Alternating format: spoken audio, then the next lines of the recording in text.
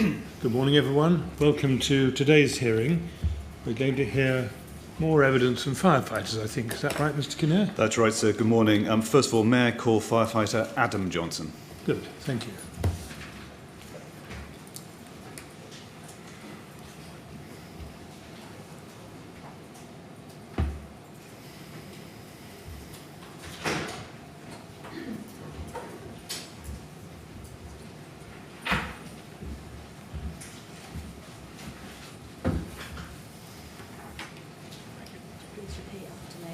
I swear by Almighty God that the evidence I shall give shall be the truth, the whole truth, and nothing but the truth.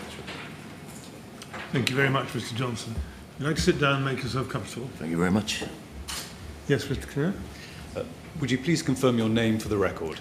Adam Peter Johnson. Thank you. Thank you very much, first of all, for coming to the inquiry to give evidence today. Your help is much appreciated.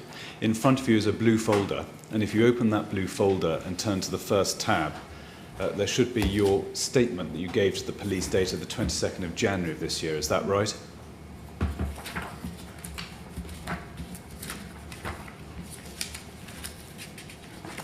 Is indeed. And if you turn to the second tab, there should be your contemporaneous note. Is that right? Yes. And if you turn to the final tab, there should be your exhibit, which is a map of the area surrounding the tower. Is that right? Yes. Thank you. Have you read those documents recently? Yes. And you confirm their contents are true? Yes. And do you consent for those documents to stand as your evidence to this inquiry? Yes. Thank you. Mr. Johnson, if at any time you require a break, please say so. That's not a problem. Perhaps more importantly, if at any time my questions are unclear, please say so and I'll rephrase them. Now, if I can deal with some basic details first of all, at the time of the fire, you're a firefighter based at Soho, is that right? Yes, correct. And your experience of some 10 years as a firefighter. That's correct. And on the night of the fire, you rode a pump appliance whose call sign was Alpha 242, is that right? No. Alpha 241. 241, thank you. And as to your timings, you were mobilised at 0130 and you were mobile at 0136. Does that sound about right? Sounds about right. Now, we don't have a time for your arrival at the tower. However, the LFB records indicate that your SDBA was disconnected from the appliance at 0145. Now, how soon after arrival did you disconnect the SDBA? I would imagine near enough when we got straight off the appliance, to be fair. We took them. Thank you. And And looking at your timings of BA use, the LFB records indicate that the set was switched on at 0159 and that you tallied out at the bridgehead at 0202. Does that sound about right to you? that sounds about right. Thank you. Now, in terms of the questions I'm going to ask you today, you were deployed within the tower on a number of occasions. However, my questioning will focus on two particular deployments. No Your first one to the 4th floor, Yep. and then the second one to the 19th floor. No problem. Now, if I can deal first of all with your entry to the bridgehead, as you entered the tower, you say there was a watch manager or a station manager managing the queue to the BA holding area on the balcony. Can you remember whether that officer was a man or a woman? Male, but I can't remember who it was. Okay. And in relation to other crews who are waiting in the lobby, do you remember any of them wearing EDBA? Not that I can remember, but they could well have been. Now, you then went up to the bridgehead, and if I could ask Paul to bring up page 5 of your witness statement, the 3rd paragraph and the 4th line. You were given instructions by Watch Manager De Silva to go to flat 14 on the 4th floor as there was an FSG and someone needed rescuing. First of all, is that a correct summary of the instruction you were given by the Watch Manager? Yeah, flat 14, 4th floor. Were you given any further detail by the Watch Manager? Not that I can remember. Did she mention anything about number of occupants or the gender of the occupants who were within the focus of the call? I don't think so. I think I just took it as flat 14 on the 4th floor, fire survival guidance call. Were you given any guidance as to the smoke conditions, first of all, on the stairwell? Not specifically, no. Anything on the conditions on the 4th floor itself? No. Okay. Now, as you went up from the bridgehead to the 4th floor, is it right that the stairwell on the first 1 or 2 floors above the bridgehead were clear, but thereafter the conditions deteriorated? Yeah, 1 or 2 floors above the bridgehead, and then the conditions started gradually getting worse and worse. Further we went up the tower. And can you help us with how those conditions got worse? First of all, what colour was the smoke you encountered? I mean, 1 or 2 floors above the bridgehead would have been light, very light, wispy, hazy smoke. And then obviously the thicker up it would have got, the further you went up the tower. And could you see where the smoke was coming from? No, not specifically in the stairwell, no. Some people have described the smoke as hot. Can you remember was the temperature something that you remember? Not, to be quite honest, no, not at that point. Other witnesses have said that they could taste the smoke. Is that something you remember experiencing? No, I didn't taste the smoke, as to put it. You got to the 4th floor. Can you remember whether the door between the stairwell and the lobby was open or closed? I don't remember whether the lobby door was open or closed, to be fair.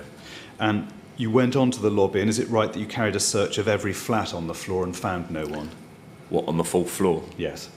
We went into the lobby area, and then where it was only light, wispy smoke up there, you could see straight across, and we went round the doors to check to see where we could find flat 14. We found flat 14 and the door was wide open to there. Okay. And can you remember whether the flat entrance doors were open or closed on the 4th floor? Yeah, that was the door which was open. But were they all open? Just the entrance door. Okay. Now, once you'd completed the search, is it right that firefighter Roots tried to radio report to the bridgehead, but there was, quotes, too much chatter on the radio for firefighter Roots to be able to give our update? Yeah, that's correct. Now, sorry, can I interrupt you a moment? You found the door to flat 14 wide open. Yes. You could see the doors, the front doors of the other flats, could you? No, yes. I mean, looking round, yeah. Yeah, and were they, can you remember were they open or closed?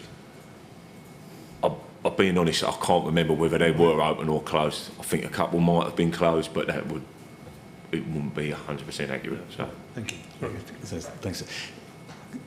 We were discussing the radio comms. I think you say firefighter Roots tried to radio down an update, but you couldn't get through. Was the position that you just couldn't break through the radio traffic in order to provide an update to the bridgehead?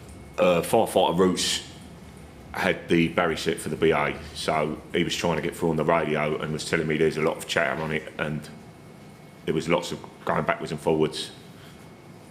So it was hard to get a break to get our message across at this point. Do you know whether you actually got the message through at any?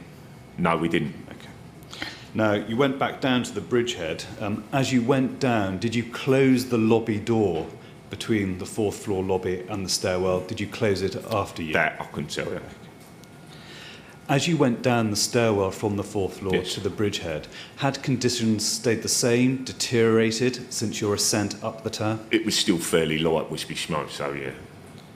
Can you remember seeing any casualties being brought down the tower as you went back down to the bridgehead? There were casualties being brought down by other firefighters, but I couldn't tell you specifics on them. Okay.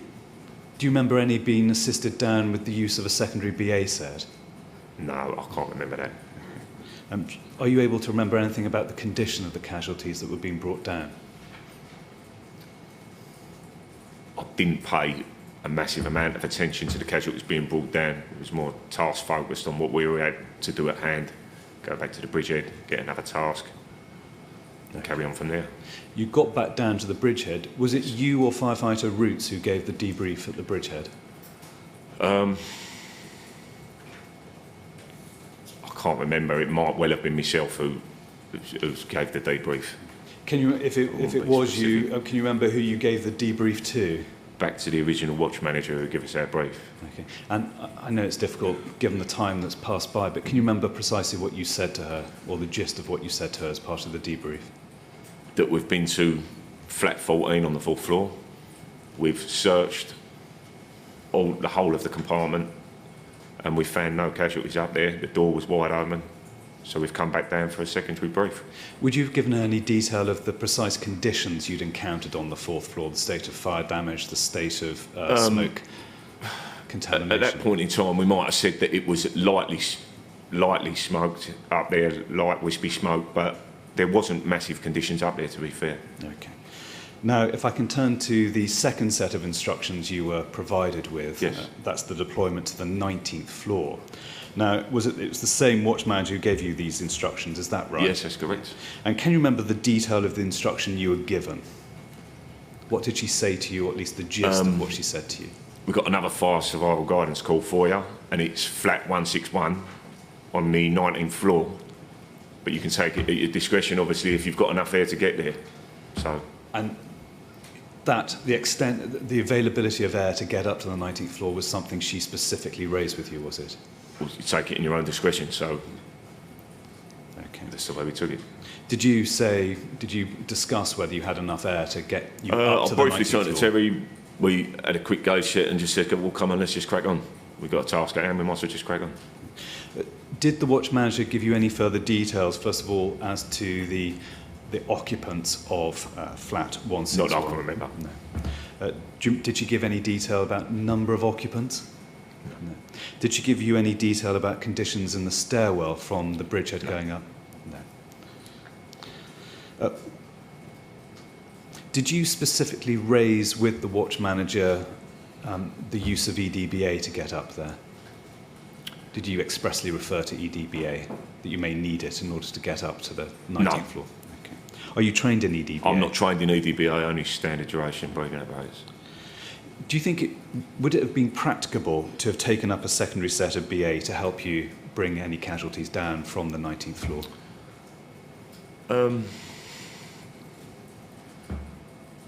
Maybe yes and no. I mean, it might have been practical to take a secondary set up there, but we didn't know what the conditions would be like up there, or how far or how long it would take us to get up there anyway. So, in my circumstance, I would have said at the time, no, probably not. Did you discuss either with the watch manager or with firefighter Roots whether you needed anything, any particular bits of kit or equipment to help bring casualties down? What we did do, we grabbed from the pile of equipment which was on the side, we grabbed an enforcer, halogen bar and a thermal image camera. We didn't take any water media with us. Paul, would you be able to put up photograph MET 000013074?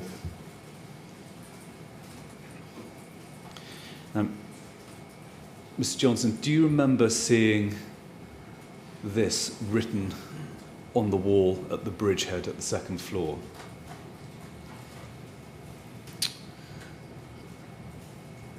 Not specifically, no.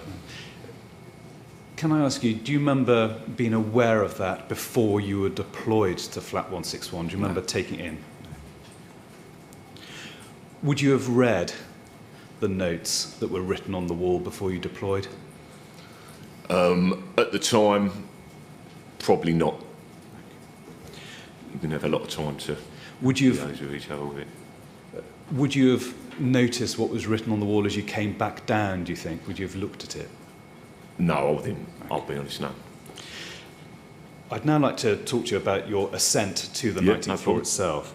Now, at page 7 of your witness statement, first big paragraph, line 2, you say that we were on the 7th or 8th floor. I cannot remember exactly which. Both the stairs and the lift lobby was heavily smoke-logged. Again, it's useful to try and get some further detail as to the conditions. Can you describe the colour of the smoke you encountered on the 7th or 8th floor? Thick black smoke. Okay.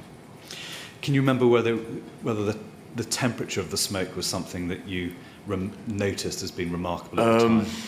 The temperature, I don't recall. And as you went from the 7th or 8th floor up to the 19th floor, did conditions stay the same, improve, deteriorate, what? As we went further up into the tower, it was just heavily black smoke logged. Now, as you were going up, can you remember whether the stairwell was lit or not?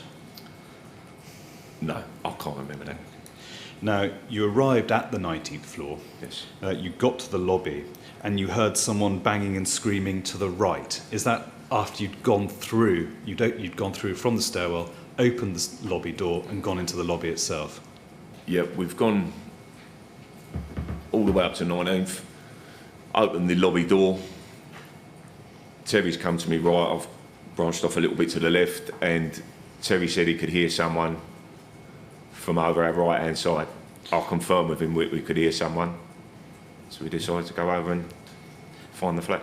And how far away was firefighter Roots from you when he indicated to you that he'd heard banging?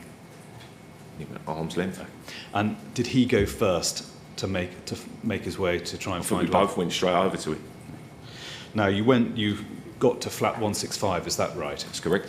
And you got to the entrance door of flat 165. Yeah. What happened next? Well, it sounded like it was coming from there, so I'll give it a good boot on the door, and I heard a gentleman's voice. And what did he say?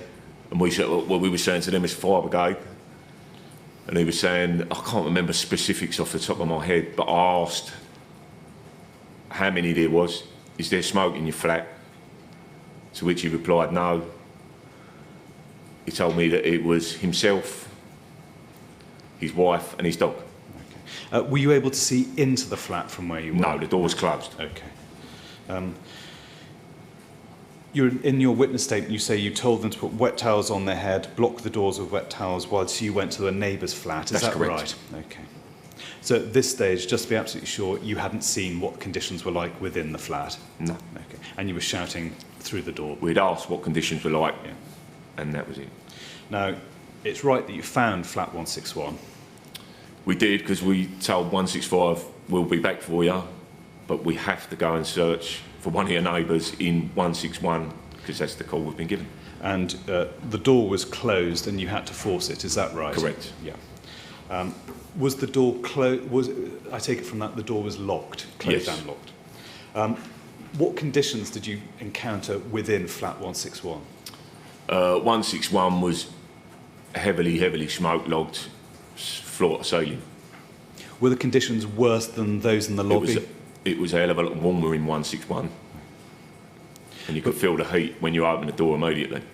Was the smoke heavier and denser in the flat than in the lobby? It might have been a little bit, but it was very heavily smoke-logged in the lobby as well, so I didn't take too much time to judge the difference between the lobby and the flat in there itself. Apologies for asking this question, but No problem at all. how far ahead of yourself could you see within flat 161? Very limited, very limited, like hands distance from your face, basically. Okay. Now, I think in his witness statement, Mr. Roots describes the flat as not fully alight, but it was well involved. Is that a description you'd agree with? Yeah. He says that the windows were completely gone. What's your memory of the state of the windows within that flat? I can't remember too much about the window scenario, but there was definitely a large amount of flame down one end. Can you remember whether the window frames were alight, or had the windows simply fallen out? That I couldn't tell you because it was that smoke logged in there, and I had my thermal camera to look over into that. Did you find any casualties within the flat? No, we searched as far as we could inside the flat till we were met with the fire down the other end, and we'd come across no casualties, no signs of life in it. And how far within the flat had you been able to get? Obviously through the doorway. I think we turned left inside of the flat and we shuffled along as far down as we could get, but I couldn't tell you precisely how far into the flat.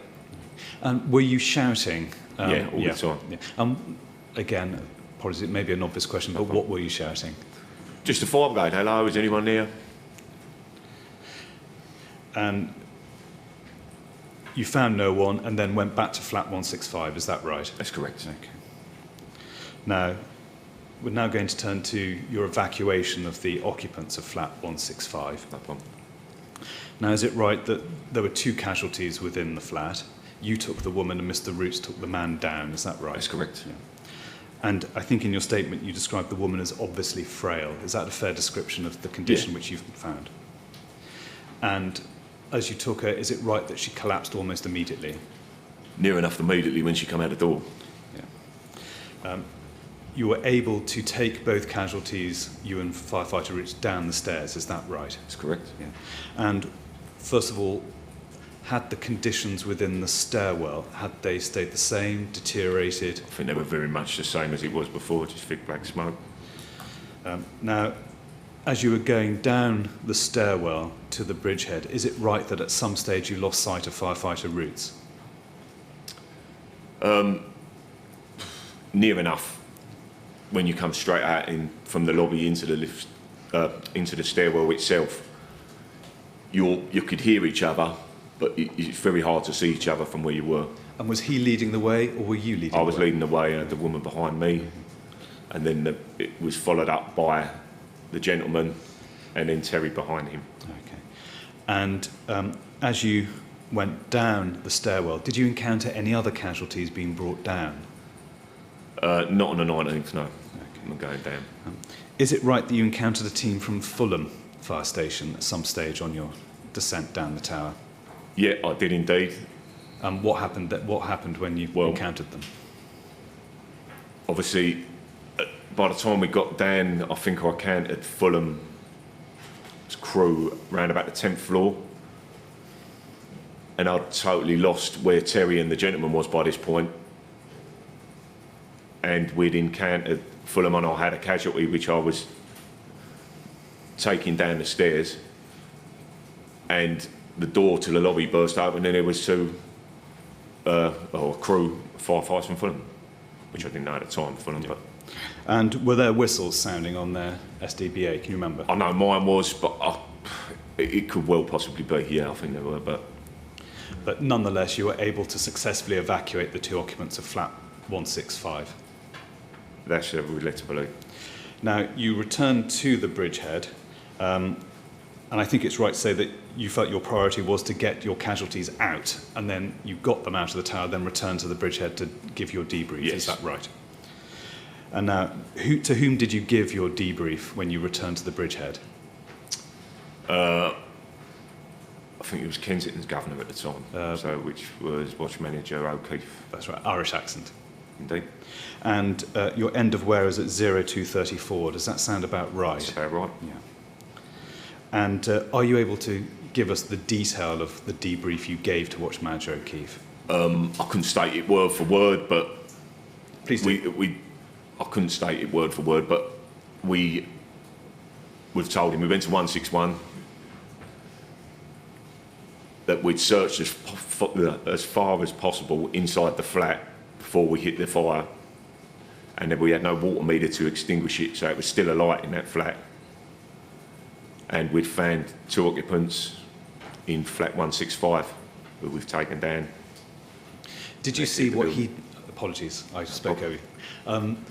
Did you see what he did with the information you provided to him? I've done.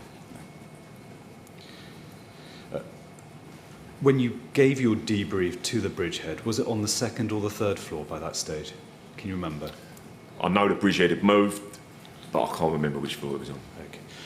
Paul, could I ask you to put up a Met photo, and it's Met 000-15819.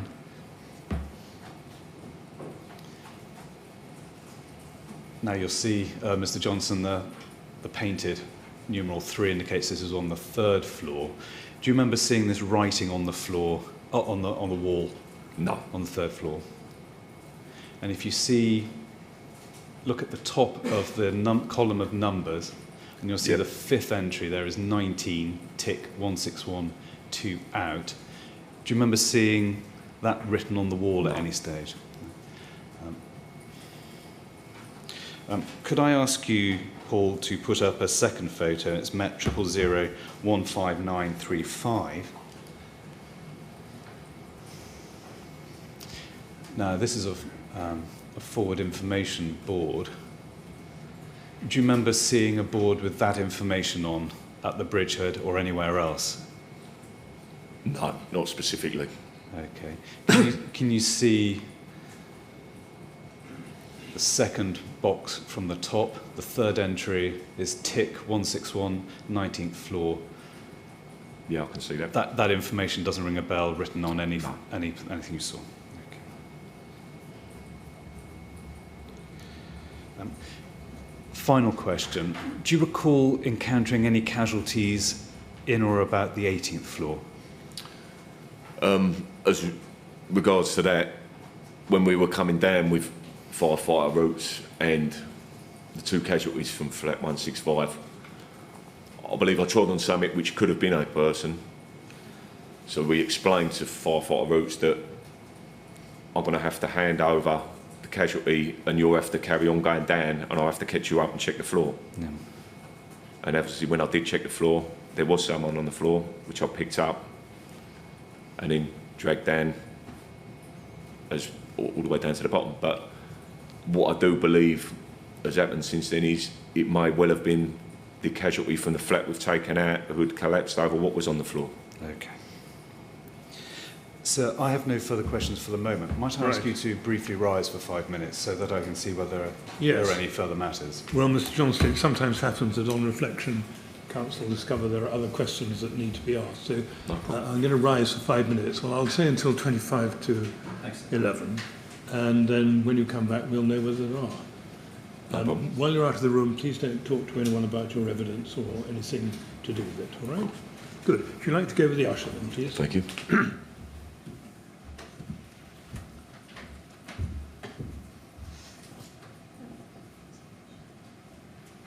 Right, 25 to 11 then, please. Thank you.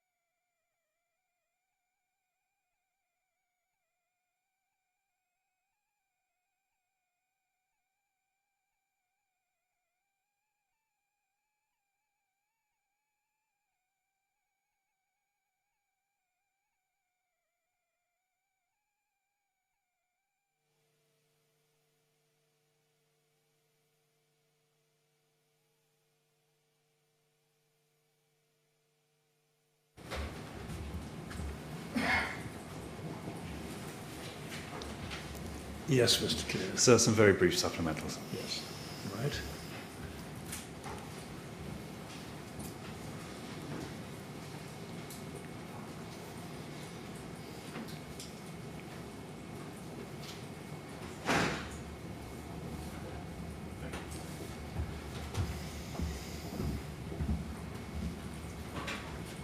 Yes, do sit down, Mr. Johnson. I think there are a few more questions for you. No problem. All right, thank you. Yes, Mr. Kennett? Ms Johnson, thank you very much for coming back. No problem. First of all, the MDT, Yes. en route to the tower, do you remember whether the MDT in your appliance was working or not? I don't recall too much about the MDT where I was sitting on the back. What information did you have en route as to, first of all, the tower, how many floors, the physical build, the components of the building you were about to go to? All was stated across the back was obviously coming from our watch manager, and he was telling us that it's a high-rise incident.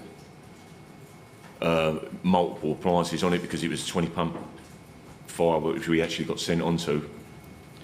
And it's in the Ladbroke Grove area. There was various bits and pieces of detail, but okay. not the amount of floors of the building and whatnot. You mentioned in your witness statement and earlier on that you had, or firefighter Roots had the thermal imaging camera. Yes. Did you use that when you carried out your search of flat 161? Yes. Terry was in front of me with the thermal image camera on.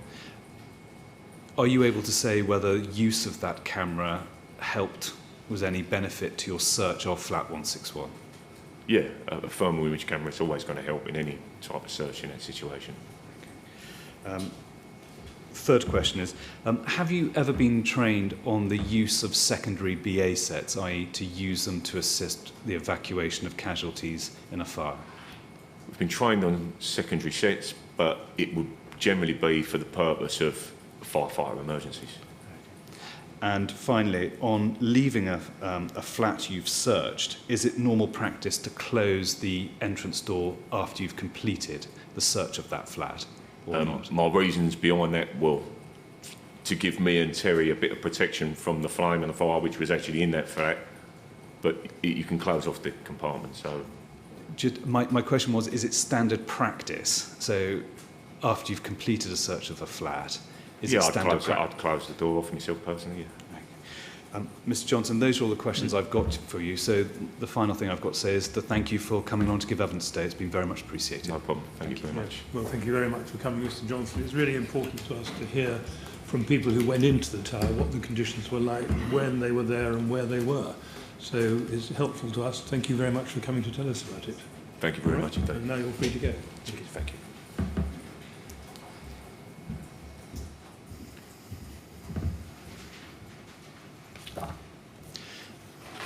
Yes, Mr. Kennett. So the next witness is watch manager Shaun Coltress. There's a need to rearrange the furniture. Right. So it's easier if this could be done, and in your absence, if I can be, and I may Yes. invite you to rise briefly I'll for that to rise be for as done. long as it's necessary to rearrange things, and you can send the usher as soon as you're ready. Thank you, sir. All right? Thank you very much.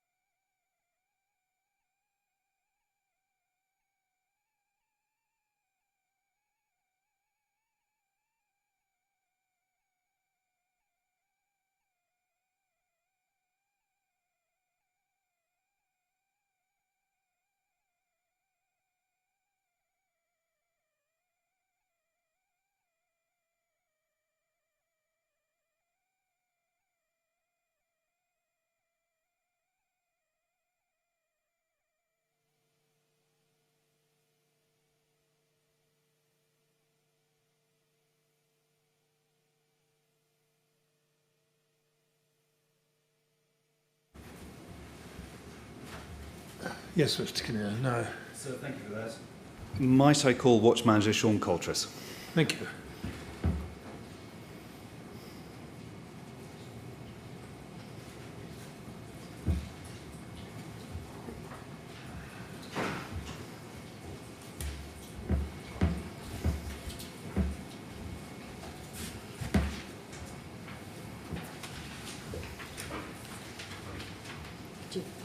Thank you. Could you repeat after me, please? I swear by Almighty God I swear by Almighty God that the evidence I shall give that the evidence I shall give shall be the truth, shall be the truth, the whole truth, the whole truth, and nothing but the truth. and nothing but the truth. Good. Thank you very much, Mr. Coulter. Yes, Mr. Kinnear. First of all, would you be able to confirm your name for the record? Shaun Michael Coltress. Mr. Coltress, good morning. Thank you very much for coming along to give evidence today. It's much appreciated. On the lectern in front of you is a blue folder. If you open that folder, behind tab A, there should be your witness statement dated the 2nd of February of this year. Is that right? That's right. And if you turn to tab B, you should find your contemporaneous notes. Correct. Is that right? It is, yeah. And if you turn to the final tab, tab C, there should be the exhibit to your police statement. Yeah, Thank you. Have you read those documents recently? I have. And do you confirm their contents are true? I do, yeah. And are you content for those documents to stand as your evidence of the inquiry? I am, yeah. Thank you. Mr. Coltress, if any time you want a break, please say so. That's not a problem. Secondly, if any time my questions are unclear, again, just say so and I'll rephrase them. Now, to start off with, what I'd like to do is just sort of establish some basics about your background. First of all, is it right that you were a control room officer between April 2009 and August 2010? Yes, I was. And were you employed by the LFB in that capacity? I was, yes. And is it right that you've been a firefighter since August 2010 I have, yes. and employed by the LFB? I have, yes. At the night of the fire, it's right that you were a watch manager stationed at Shoreditch. Yes, correct. And on the night, you were in command of a pump ladder appliance with a call sign Foxtrot 241. Yeah, that's correct. Now, as to timings, the LFB's records indicate that you were mobilised at 0205, you were on the road at 0207, and you arrived at the tower at 0221. Does that sound about right to you? It sounds right, yeah. Thank you. Now, just in terms of, so you understand the scope of my questions today, you deal with a whole number of matters in your witness statement, but the matter I want to focus on primarily is your role in handling the FSG calls on the night. Now, the first topic I'd like to discuss with you today is FSG training. Now, at page 2 of your witness statement, in the 5th paragraph and the last 2 lines, you say that you understand training for control room officers on FSGs has quotes become more structured since you received your training in April 2009. Are you able to explain for us your understanding of the changes in CRO training? Well, as a control officer, when I was one, FSG training was more, in my opinion, experience-led. So experienced control officers would tell you their experiences, give you their best practice on how to handle a fire survival guidance call. There was also an online resource on the intranet, if you like, called RIFs, Reference Information Files, which gave you some advice on questions to ask and how to respond to those questions depending on the answers. Those RIFs would help guide you through a fire survival guidance call when I was a control officer. Going on from that, through speaking to some of my ex-colleagues, I understand that fire survival guidance now had, not sure if it's a training package, but it was more structured in terms of the initial course that control officers would take. There would be a real structured part of training that would include what was in the reference information files as I knew them, but for more part of the initial training and was more resolute, if you like. And were these changes brought in following Lacknell House? I believe they were, yeah. Can I now turn to the FSG training you received as a firefighter? What training were you provided with in that capacity? So naturally we've got the policy which we do training on. in terms of post-Lacanal and what happened, some of the things we brought in as a result of that, there was changes to how we would respond to fire survival guidance training, and I believe it was part of the Lacanal House high-rise package where there was additional training on fire survival guidance, if my memory serves me correct. But also, I remember specifically as part of that attending a medium to large size exercise down in southwest London way with 8 fire engines and a couple of command units, specifically for the fire survival guidance stuff, which gave me a chance to, get to grips with the new procedures that had come into place. And was that training incident, was that whilst you were a control room officer, or were you then a firefighter? That was as a firefighter. And as part of that incident training, were you involved in the handling of FSG calls at all? No, not speaking to anybody, but as part of that training, it was an exercise. We, so it was. The scenario involved mock fire survival information, not the calls themselves. Okay. And I was on the command unit and part of the team that was dealing with that. And beyond that particular exercise, have you had any further training in dealing with FSGs in the context of a large incident? I wouldn't say I've had any centralised training, but in terms of ongoing training on the watch, as part of the training programme, that would happen from time to time. But invariably, that would be myself delivering that. That's what I was about to ask you. As watch manager, you tend to be responsible for providing the training. Have you provided training to your crews in relation to FSG calls, how to handle them and how to respond to them? As a watch manager, that's something I would have done, yes. Yeah. And was that something you'd have done before the fire? Yes, so that would have formed part of the package that we had on our online system that I would deliver. So I wouldn't be dealing with the content. That content was there for me, but I'll be delivering the content. Potentially adding a bit of experience. Inviting people to contribute their experiences to get a bit of debate up, so we understand how each other work and how we could, apply the best practice around the policy to deal with the fire survival guidance should we find ourselves in an incident where it was required. And would the context of that training be provided by Policy 790, the fire survival guidance call policy? In conjunction with, yes. Okay. It may be useful, given your previous experience as a control room officer, whilst you were in that aspect of your career, can you remember what the highest number of FSGs was that you ever dealt with at a particular incident? One. And same question, but in relation to your career as a firefighter? From memory, I can't remember having dealt with multiple fire survival guidance calls. I would say one, and I would say that only ever happened once or twice as well in my experience. So it's not something that I found myself having to deal with at any regularity. Thank you. Still staying with training, if I could ask you to turn to page 3 of your witness statement, and it's the 4th paragraph on that page.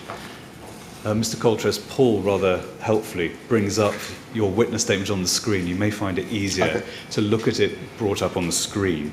And if Paul could identify the 4th paragraph where you say this: there was an additional 5-day course to progress to watch manager in a virtual incident suite, which you learn how to manage incident in a virtual environment as opposed to the real life scenarios on the course I did in Bristol, which involves setting things alight and creating incidents to deal with.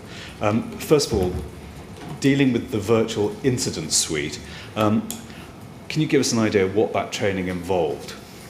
So that training is led by our training provider, Babcock, with some really experienced people who invariably used to be part of the fire service in command roles. So there's a large amount of experience within the people that are delivering the course. It involves doing some theory around incident command and some of the procedures, some of the roles that you could potentially be given as somebody trained in incident command and as someone who could form part of the command structure. And what it is, basically, you go in a room and you've got from floor to ceiling a projector, which sort of within the walls makes a make-believe incident ground, if you like. So there's all sorts going on. It might very well be a building with smoke emitting from the second, third floor, etc. There's people who come up to you, and there's somebody else in a remote location who will be controlling some of the characters who come up to you. That will make the characters do what you ask, etc. But also the people facilitating in the room, the trainers themselves, may come and speak to you and role play some of those characters. So what it does is, it gives you quite a lot to think about, a few things to deal with, and you're coached for it as well. So. And was there an FSG element to the training you were given the focus on incident command and its responsibilities? I can't be certain, but I imagine there was. For me, thinking about it, that there was quite often an FSG element. If I'm being honest, because in my mind, I can always think to myself, if an FSG comes in, give it to somebody to deal with their crew straight away. Don't hold on that. So yeah, I would say there was. In discussing the responsibilities of incident command, were you provided with any training as to how best to operate, how to manage a team, so that firefighting plans were effectively implemented, FSG calls could be efficiently managed and understood and responded to? So there would certainly be discussions at the incident command course, the Watch Manager Booster that we was just discussing. That would be supplemented by a yearly day, to refresh, as they call it. But also, there are other training events, back to basics, which would include a number of appliances and the senior borough management, where discussions would be had. So, a lot of our training, we had the packages that would be delivered, but also a lot of the training would then involve conversations with people through experience, because experience is a great way to learn. So, if people have experiences that they can give to other people and say, in this situation, this worked, it's another weapon in your arsenal, if you like. So that's what it looked like for me. That's you. Thank you, Ms. Coulter. Now leaving training, going on to a very separate topic, and that's the question of the high-rise firefighting bag. Now, if I could ask you to turn up page 6 of your witness statement, and it's the very last paragraph on that page. And you say this: the high-rise firefighting bag was a pilot scheme at the time of the fire at Grenfell Tower, and we were one of the 5 stations trialling the high-rise kit bags. Is this the fire bag that was brought into service after the fire? It is, yes. So that's one of the things I was going to do, was correct, because it's not actually the high-rise firefighting bag. The high-rise is one of the places where it's extremely helpful, but it's the fire initial response equipment bag. So it can also be used for travelling long distances to fire in places such as hospitals, tube stations, and obviously high-rise buildings. Did you use the contents of the bag on the night of the fire at Grenfell? Personally, I didn't, but I know on our arrival, I instructed my crew to make sure that they took the bag onto the fire ground to make use of some of the equipment that was in there, because it was my opinion that was probably going to help them in their endeavours. Have you received any feedback from your crews to the usefulness of the contents of the bag?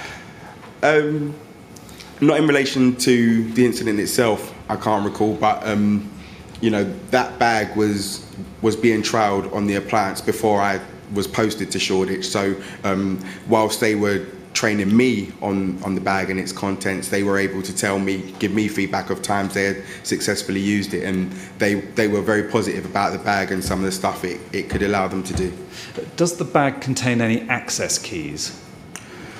There is a pouch for the access keys, so all fire engines carry a bag of access keys. With the fire bag itself, there was a pouch for the keys that would have already been on appliance. So I would say it doesn't carry any additional keys that you wouldn't find on most frontline appliances that we have. And when we say access, do I understand that to mean access into and out of a building and nothing more than that? Mainly lift keys, but lift drop keys quite often can double up and give you access to a building. We wouldn't carry electric fobs, if you like, and that kind of thing. Mainly lift keys and the fire brigade metal keys for padlocks, etc. Thank you. Now, I'm now going to turn on to the fire survival guidance calls. And first of all, you're turning up, reporting at CU8. Now, if I could ask you to turn to page 8 of your statement, and it's the first long paragraph on that page. You say that on arrival at CU8, you are recognised by someone at CU8 as having, quotes, unique set of skills dealing with fire survival calls, close quotes, and so you were asked to report to CU7, which was handling FSGs. Is that a fair summary of I would what say happened? so. Yeah. Now, in the same paragraph, you mentioned that you experienced difficulties communicating the fact of your assignment to your crew due to congestion on Channel 1. Two questions really arise from that. First of all, is radio congestion a common issue at the larger incidents you have to attend? It can be. It can be. I mean, I would say that as firefighters, we're all used to radio congestion. You know, it's not something that will catch us off guard, if you like. You know, it's something that I would say we've all experienced. I suppose the second question which arises from that is what training are you provided with to minimise the problems caused by radio congestion? What workarounds are you advised to adopt? I wouldn't say we've been trained with any particular workarounds. What I would say is that, again, experience gives you workarounds. You know, briefings contribute to workarounds. Okay. Yeah. I'd now like to ask you questions about what happened when you reported to CU7. Now, first of all, to whom did you report when you got to CU7? I couldn't tell you. It was a station manager, but I don't know who it was. Male, female? Male. Could it have been Watch Manager Goodall? No, so Group Manager Goodall Apologies. A little later on, but Group Manager Goodall, from my recollection, was not there when I first arrived. Okay. What role were you given? So my role was to assist. So there was outside the tower on, you know, the best way to describe it is on a bonnet of a car, because that's where we were, very close to the tower, probably within 20 metres or so. There was a small team of people who were collating fire survival guidance information, led by Watch Manager Sadler from Lambeth Red Watch. My role was to assist them collating that information and initially run information between CU7, the Fire Survival Guidance Command Unit, and that car bonnet FSG place. Okay. And apologies for any disrespect, but you're effectively a runner between CU7 and That's the car exactly bonnet. what I was. Again, pressing my luck on disrespect. Are you a little senior to be a runner? I suppose is my question. I wouldn't say so. You know, at an incident of that type, you know, there were a number of jobs to be done. You know, there were a number of jobs to be done. The person who was leading, the station manager initially was in charge on the command unit, who was senior to myself, and it was somebody of the equal rank who was leading the team I went to support. So there wasn't a command role, if you like, within that for me to take, because there were people either senior or at equal rank. So in that case, you know, I'm a trained firefighter. I can revert back to what a firefighter may normally do. And if there's a job to be done and I'm the only person, I wouldn't take that as, you know, I'm too senior or it's a disrespect at all. There's a job to be done, and right now I'm the best person to do it. When you were briefed, were you given an explanation as to why FSG information wasn't radioed from CU7 directly to the bridgehead?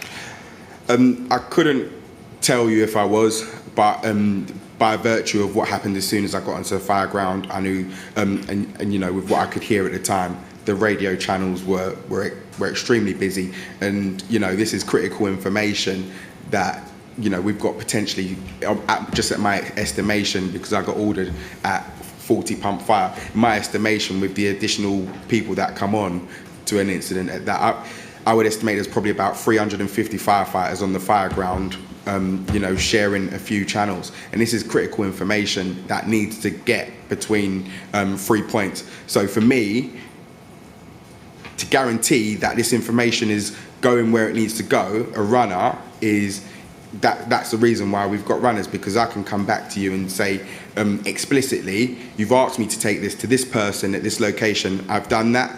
Trying to achieve that on the radio, passing what could potentially be a long message if you're saying the number of people, you're saying the conditions in the flat, the floor, you know, while other people could have priority messages to pass as well. People are going to cut over you. The message could get lost. You might not get your acknowledgement. So for me, runners come into their own in that sort of situation. Given the radio congestion that was encountered, given the critical nature of FSG information, were you told at your briefing in CU7 whether there was a dedicated radio channel devoted to FSG communications? No, I don't remember being told that, and that's based on the fact that I was still operating on Channel 1, which is the main handheld radio channel that people use on the incident ground. You arrived at the tower at 01:21. Always apologise to ask people about timings.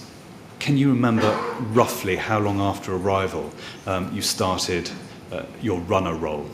I would estimate somewhere in the region of 10 to 15 minutes. It took me round about 5 minutes to find the initial command unit to hand in the nominal roll board, and you know that's quite important. I didn't want to get to work without a command unit knowing that Shoreditch were on the fire ground.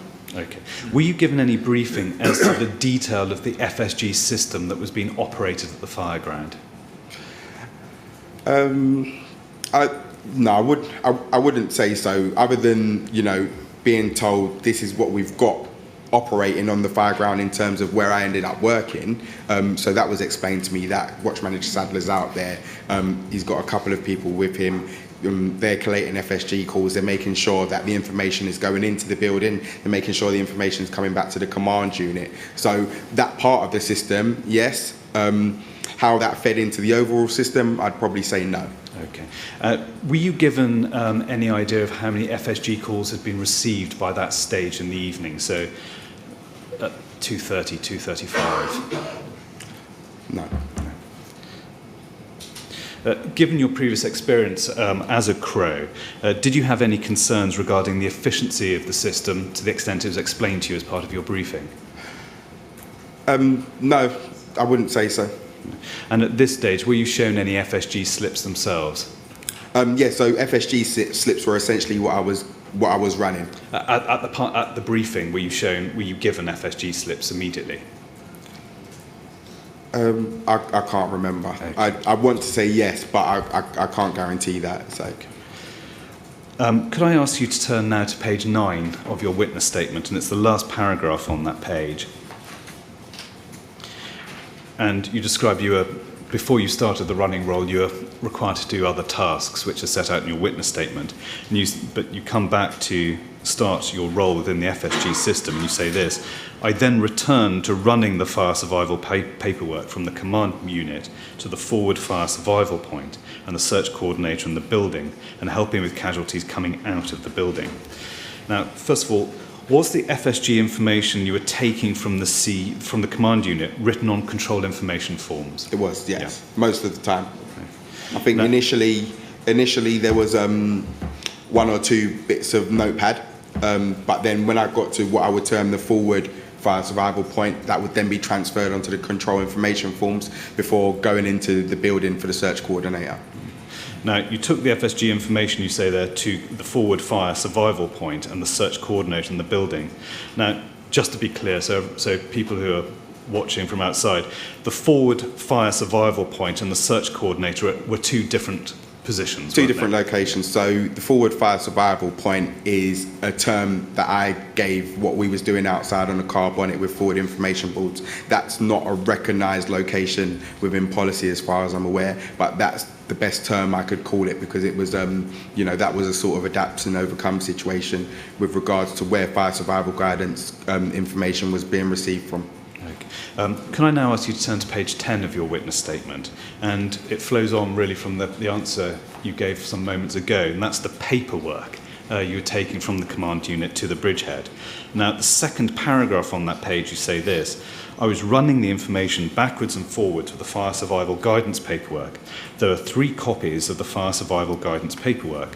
1 copy stayed with the command unit, another copy went to the forward survival point outside the building, and another to the search coordinating officer inside the building.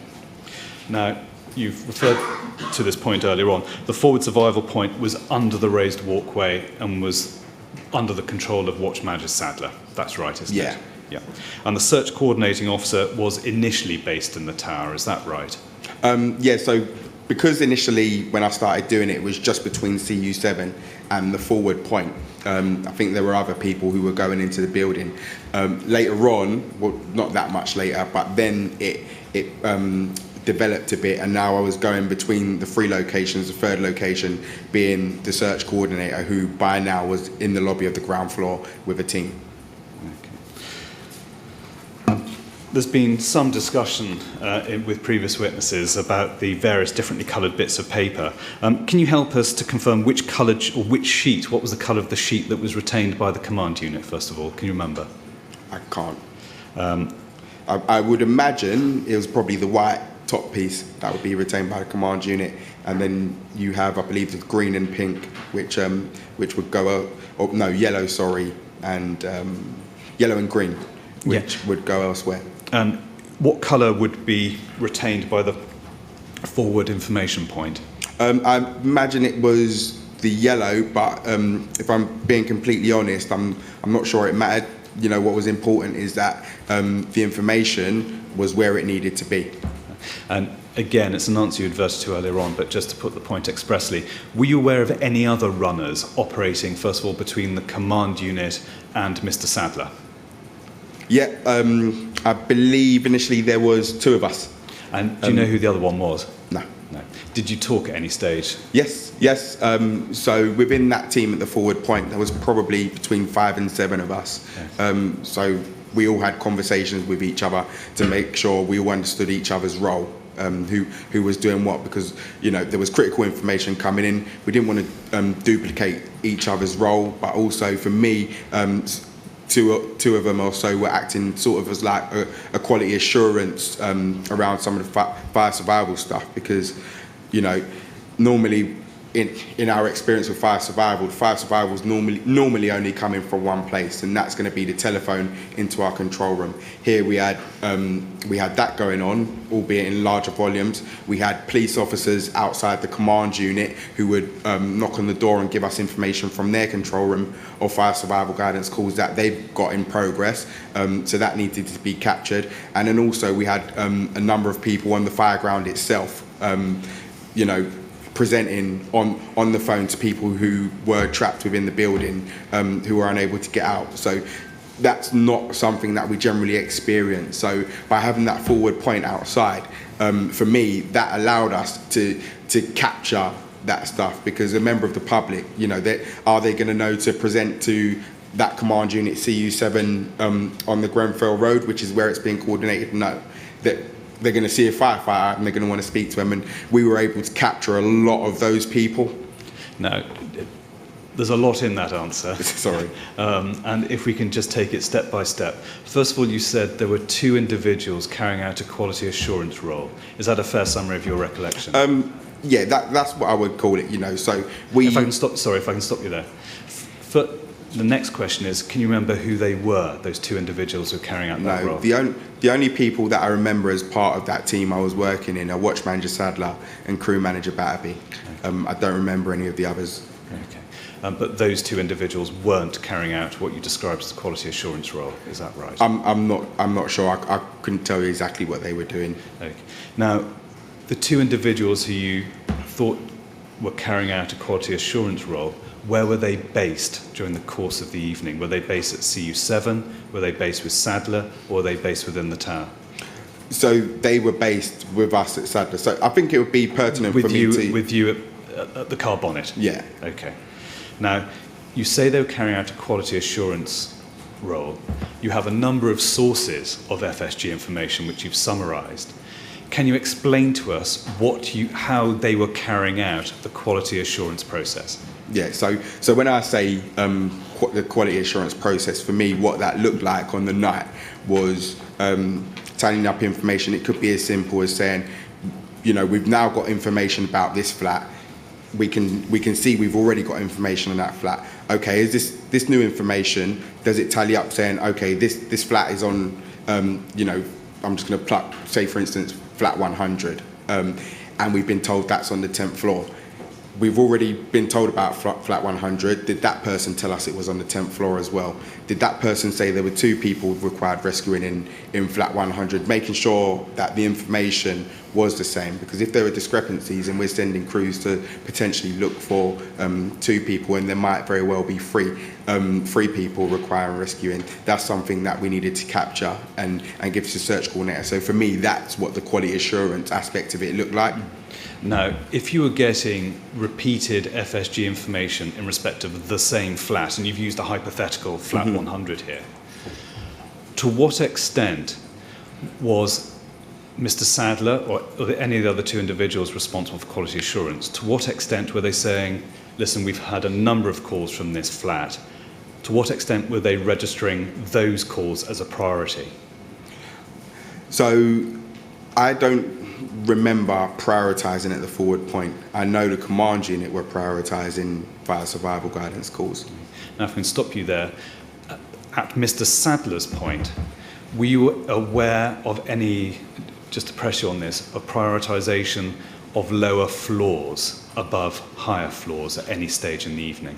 No, from what I remember, we weren't prioritising at that point. We were solely ensuring that the information that we received with regards to fire survival was captured at the command unit and captured within the building where they were committing crews. Now, you said they were prioritising in the command unit. What criteria were they applying to prioritise FSG? From what I remember, it was based on those with children, those with elderly and infirm.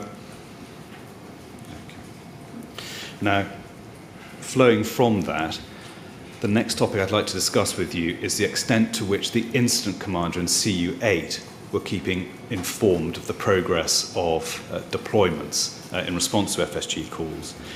Now, the first question that arises from that is, when your role was expanded to take information to the search coordinator within the tower, were you ever given information by him to relay back to the command unit, 8 or 7, as to the outcome of particular FSG deployments? No. That never happened. You were never given the detail of any outcomes. Not that I can recall. That didn't form part of my role. I believe there was another structure that I was not privy to. Okay. Do you know whether any FSGs, the detail of FSGs, were passed to the incident commander at any stage? Again, that wasn't for me. Now, could I ask Paul to turn up FSG policy 790? It's LFB quadruple 01257 underscore 0003. Now, given your previous life, you'll be well familiar, presumably, with the contents of this policy. Now, I think there are 3 points which arise from it, which I'd like to discuss with you. First of all, for the avoidance of doubt, are you familiar with the contents of policy 790? I am. Now, are you aware of the requirement in paragraph 5.9 that all FSGs must be passed to the IC? Yes. Yes. Again, were you aware, thirdly, of what arrangements were in place to ensure that the incident commander was appraised of the detail, the number and detail of FSGs during the course of the night? No. Okay. But in relation to that statement there, I would say within my role to that, when receiving FSG information, I'm within the command chain going up to that. So that would go back to the CU, which has been delegated to Group Manager Tom Goodall at the time I was working. So for me, the chain would have come above my level. Thank you. Can I now turn to discussing the forward information point, which we've discussed to some extent already. Now, if I can ask Paul to turn to page 9 of your witness statement, and it's the first paragraph, and it's the penultimate line of that paragraph. you say this. Watch Manager Sadler was running the forward information point, and your understanding was that, quotes, he acted as quality assurance that CU and search coordinator had all the relevant information. Now, first of all, was that your understanding based on a briefing you were given at CU7, or was it your analysis after the event of seeing what was being done? That was my analysis. Okay. Now, you say there that Mr. Sadler was acting as quality assurance.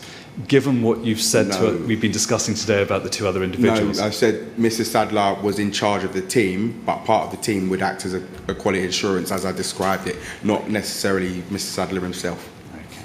Now, when you presented the FSG information to Mr. Sadler, can you take us through what would he do with the information you provided him? So from what I could remember, we had a number of lists of flats that we had information on. Obviously, naturally, we had a large amount of pieces of paper, you know, the copies of the control information form that we had as well. And we would make sure that it was inside the building with the search coordinator, and that one piece went back to the command unit where the overall fire survival guidance operation was being run from. So it was important to make sure that we didn't have any information that the command unit was not aware of, because they were collating overall figures, overall numbers, and as far as I was concerned, were liaising with the incident commander or the operations commander as to you know, what was needing to be done. So is it fair to say that you were running control information slips that were created at the forward information point back to the command unit? There were a number created at the forward information point, which is why I think it was important that we were out there, because members of the public were presenting on the phones to people and giving us information that needed to be captured. Yeah. One point that's been a theme in some of the evidence is whether the forward information point was an additional but unnecessary link in the chain of communication of FSG calls. What would be, first of all, your response? Was it something that served a useful purpose in the communication of FSG information? It was certainly additional, because it's not something we would normally put in place. However, what I would say is the incident and the scale that it was, in my opinion, it necessitated it. And that's purely because of where the fire survival information was coming from. If there's a member of the public on the fire ground, of which there were quite a few, who were talking to residents who were trapped in the tower, for me, straight away I'm going to ask the question, had we not been there, where's that going to get captured? How's that going to get dealt with effectively? You know, there were police officers around, and, you know, no disrespect to the police officers, but do they know the structure that we've got in place for the fire survival guidance, you know, dedicated command unit at that point, beyond the police officer that was stood outside it, taking the police information? I would probably say no. So what that additional forward information point allowed us to do was capture that additional information that was on the fire ground, you know, live information that we need to be able to try and effect these rescues. That allowed us to capture that, and without that, I'm not sure how we would have captured that in the most efficient way. But the most efficient way for me did not look like a member of the public trying to find CU7, which was a fire survival guidance command unit, and they wouldn't have been able to get into the tower due to cordons and being stopped. So they wouldn't have been able to give it to the search coordinator either. So you remove that forward information point, and as far as I'm concerned, we've lost that link. So I think that link was pretty integral in terms of what it done. It was a small role, but I think it was important. And so, to summarise that, is it fair to say that you considered the fact that the forward information point was outside and not in a command unit was a benefit to the efficient communication of FSG information? I would definitely say so. When you first started running messages to the search coordinator, can you remember how far after arrival at the tower you started doing that role? Not exactly. You know, I first started running probably about 15 minutes after my arrival, and initially it was just between the forward point and the command unit, and then that progressed to support those that were running into the building itself. I would hazard, you know, and this would purely be an estimate, maybe about 45, 50 minutes. I mean, it's difficult because when you're in an incident like that, time goes really quickly and it's really difficult to plot timings. I apologise, it's a lawyer's question, so I apologise for that. Did anyone brief you or instruct you to take up the task of communicating FSG information to the search coordinator inside the tower? Can't remember for sure, but I believe at one point Watchman Sadler said, can you take these pieces of paper into the tower to the search coordinator for me? And then from that point, my role just grew. You just got on with it? Yeah. You know, that's critical information that needs to go in the building. I'm not going to question that. Okay. Can I ask you to turn to page 10 of your witness statement, and it's the last paragraph on that page, and you say, I was doing, I think presumably you mean that running of FSG messages for a long time, and must have made the trip between the 3 points at least 20 to 30 times, taking up to 4 sheets of paper at a time. The information I took on paper to the tower has been recorded on the forward information boards. Now, could I just ask you about those forward information boards? And first of all, Paul, would you be able to bring up a photograph MET 000-15935?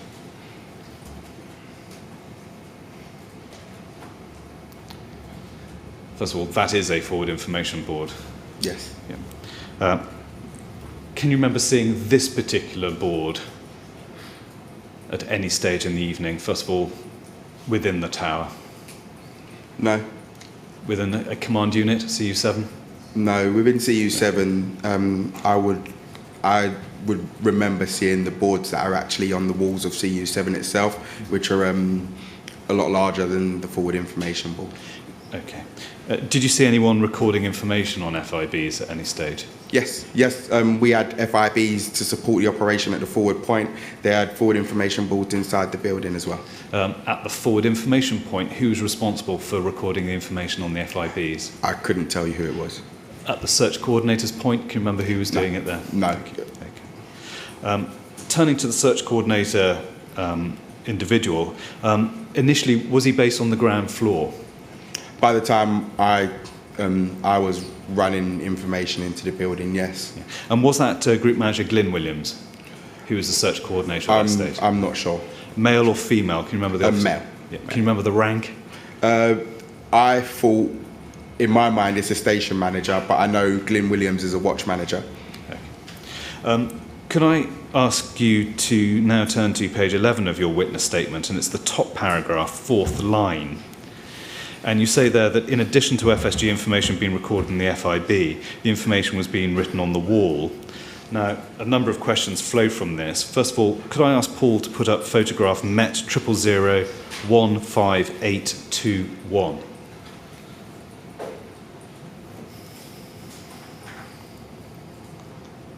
Now, was the wall upon which the information being recorded the beige wall on the left-hand side of this photo? Can you remember? I'm not sure, purely because I can't plot, I can't orientate myself from this picture. Do you remember, you can see there, the green wall on the ground floor. Do you remember any? That's what's causing the problem. If you look above, there's a green wall on the mezzanine as well. Yeah. Do you remember, first of all, any writing or witnessing any recording of information on the ground floor? The writing that I remember was on a beige wall on the ground floor. Okay. Do you remember there being an FIB on the ground floor being used by the search coordinator? I imagine so. Yeah. I think I've got a picture of one, but that's more based on I know I saw forward information boards being used. And was the person who's writing the information on the FIB the same person who's writing the information on the beige wall? No, from what I remember, you had the search coordinator who was sort of a pace back from the wall, and there was 2 or 3 firefighters. I think there may have been a crew manager there who was sort of as his team, who was scribing on the wall, who was scribing on the forward information board, and that was simultaneous action. You were bringing over slips of paper. Mm-hmm. Can you remember what was done with those slips of paper once you delivered them? From what I can remember, they would be given to those people who were scribing, who would then update the wall or the board, if you like, with the additional information. You know, there were a number of times the information I was bringing may well have been a duplicate, i.e. a flat that they were aware of, so may not require I'm not sure if they would update that and say, right, we've got even more information, or whether they would say that flat's still confirmed, we still know people are in there. But did you see what happened to the actual pieces of paper? Oh, no. No. Okay. Was FSG information being written on the same wall throughout the time you were running FSG messages to the search coordinator? I'm not sure. Okay. Not sure. Now, you say in relation to the information recorded on the wall that they had some sort of system, although I'm not sure what it was, as I was not involved in it. Do you think you needed to understand how they were recording information in order to do your job as a runner of efficient FSG information?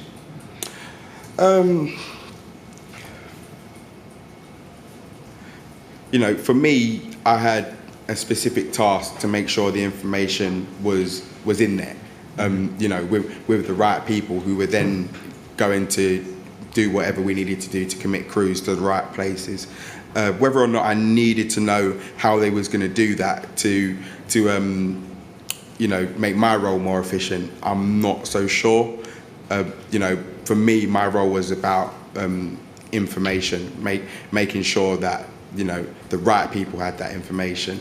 What they did with that afterwards was another part of the structure. So I had my own task, and that's what I was carrying out, because for me it wasn't right to get involved in their task, because then what I was doing before, things might get missed. Thank you. And now we've touched on it slightly earlier, can I now talk about prioritisation of FSG calls? Paul, if I could ask you to bring up LFB /0001968 _0044. Now, first of all, do you remember this particular slip? I'll let you read it. So, whilst I don't remember the particular slip, I recognise flat 113. Okay. Now, if I can ask a couple of general questions, first of all, in the top middle of that page, the word priority is written. Would that be where the word priority would always be written on FSG slips to alert the recipients of the information that it was a priority? No, and I would say the reason for that is because quite often we don't have to deal with a situation where we're having to prioritise fire survival guidance calls. Like I said, in my experience, as both a control officer and as a firefighter, you're going to get one, maybe two fire survival guidance calls, and we're going to get crews to those people simultaneously at the same time. There's not often a need for a priority, which is why I'd imagine there's not a tick box for a priority, if you like. Could I ask, when an FSG slip was handed to you, would the individual, either CU7 or at the forward information point, say, Shaun, this is a priority? Yes. Yeah. And would that then be repeated by writing the word priority at the top of the slips? I never wrote priority on the slip, so if I had any slips with a priority, I would, I imagine that would have been there already. I do remember being in CU7 when I was given a few slips they had on the whiteboard in CU7 alongside. So on one side you had all of the flats where fire survival guidance calls were live, and then there was a separate smaller list which looked to me like a priority list, and they said, right, these flats are priority, and those were the ones, as far as I can remember, where there was elderly and infirm or children potentially involved. Okay, when you were taking the priority slips, when you handed them in the first instance to individuals at the forward information point, did you say, this is a priority? Yes.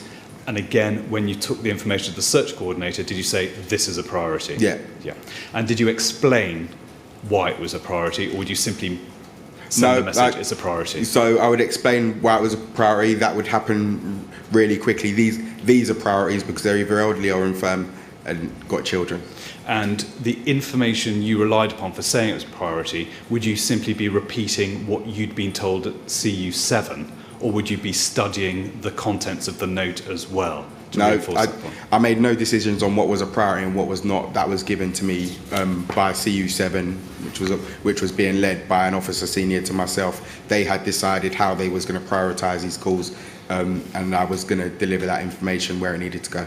Now, first of all, when you were handling priority messages and handing them to in the first instance, the forward information point, did the individuals at the forward information point handle these messages differently to those that weren't priority?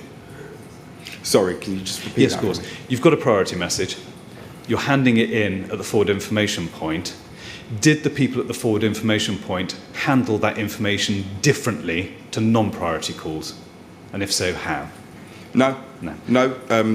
I think the difference was for when it went to search coordinator. So whoever, when that information was going to those briefing crews to go in, they could make those decisions to maybe push a flat up the list, if you like. But in terms of what was happening outside at the forward point, that was information that needed to go in the building. It just so happened that that piece of information had an additional priority tag, but it was going to go in the building as quickly as we were getting them in anyway.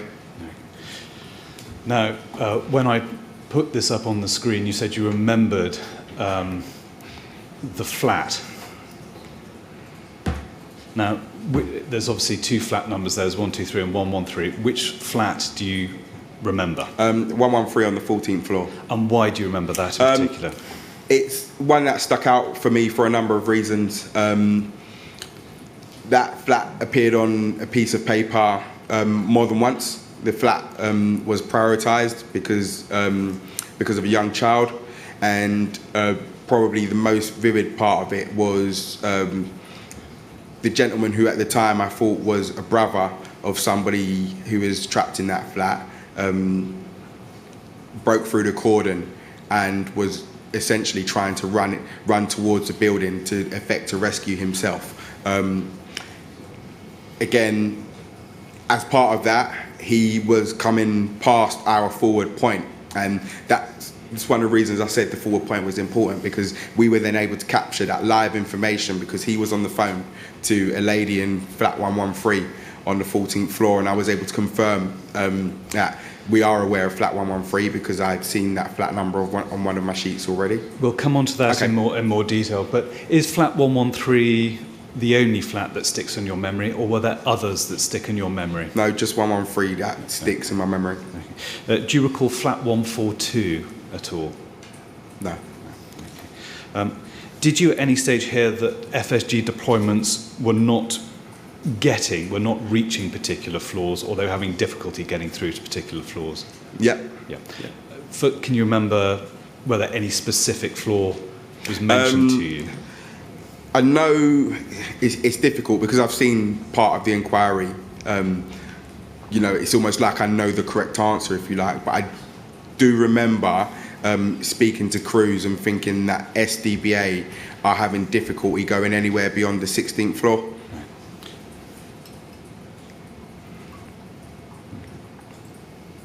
Thank you. Now,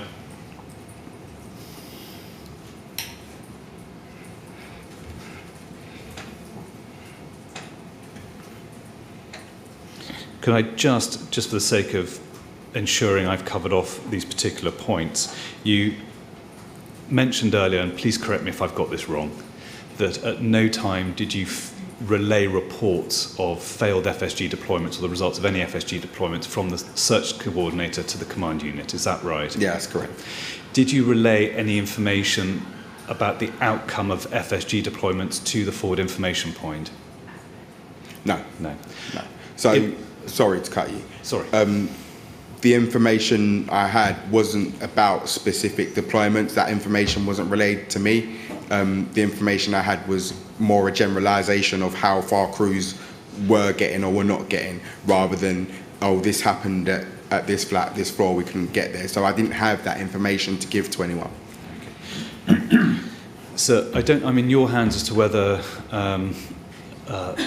it would be an appropriate time for a break now. We are on track. I'm in your hands. I'm now about to move to a separate topic, but I'm in the witnesses in your hands to an extent. All right, well, have you got any idea how much longer you'd like you to be with this witness? I think probably sort of quarter of an hour, 20 minutes. Well, it might be sensible to have a break now, mightn't it, Mr. Coultress? Yeah, the short one's fine. Yeah.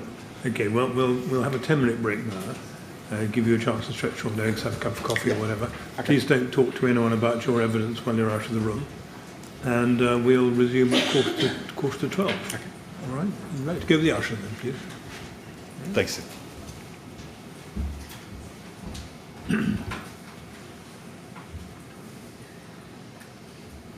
Right, 11:45, then, please. Thank you.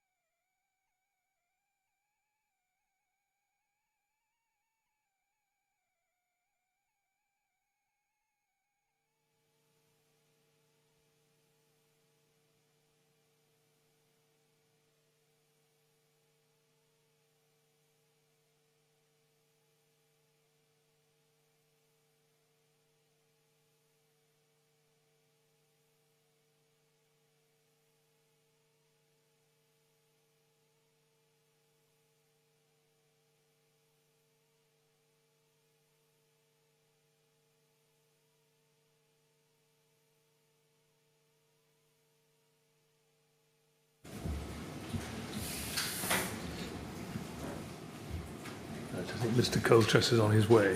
Thanks, sir.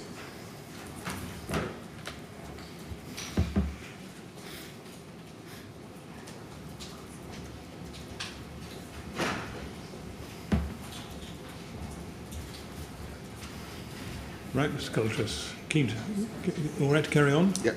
Okay. Ms. Coulter, thank you very much. The next topic I'd like to discuss with you is the particular information, the contents of the FSG slips that you are communicating between either CU7 and the Forward Information Point and Search Coordinator.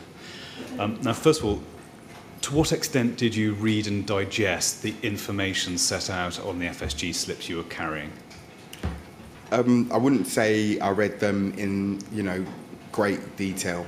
Obviously, time is of the essence, and it was important for me to get them to where they needed to go. I wasn't able to read them while I was on the move due to the amount of debris that was falling from the building. If you remember, we were, probably at the forward point, certainly within about 20 metres of the building itself. So there was a lot of risks. To worry about whilst I was transporting that information, and that didn't allow me to read it that well. Notwithstanding that, were you able to get a sense of any patterns developing in the FSG calls, the information that you were communicating to the various points, say calls from higher floors becoming more pronounced, more frequent, anything of that nature? No, I wouldn't say so.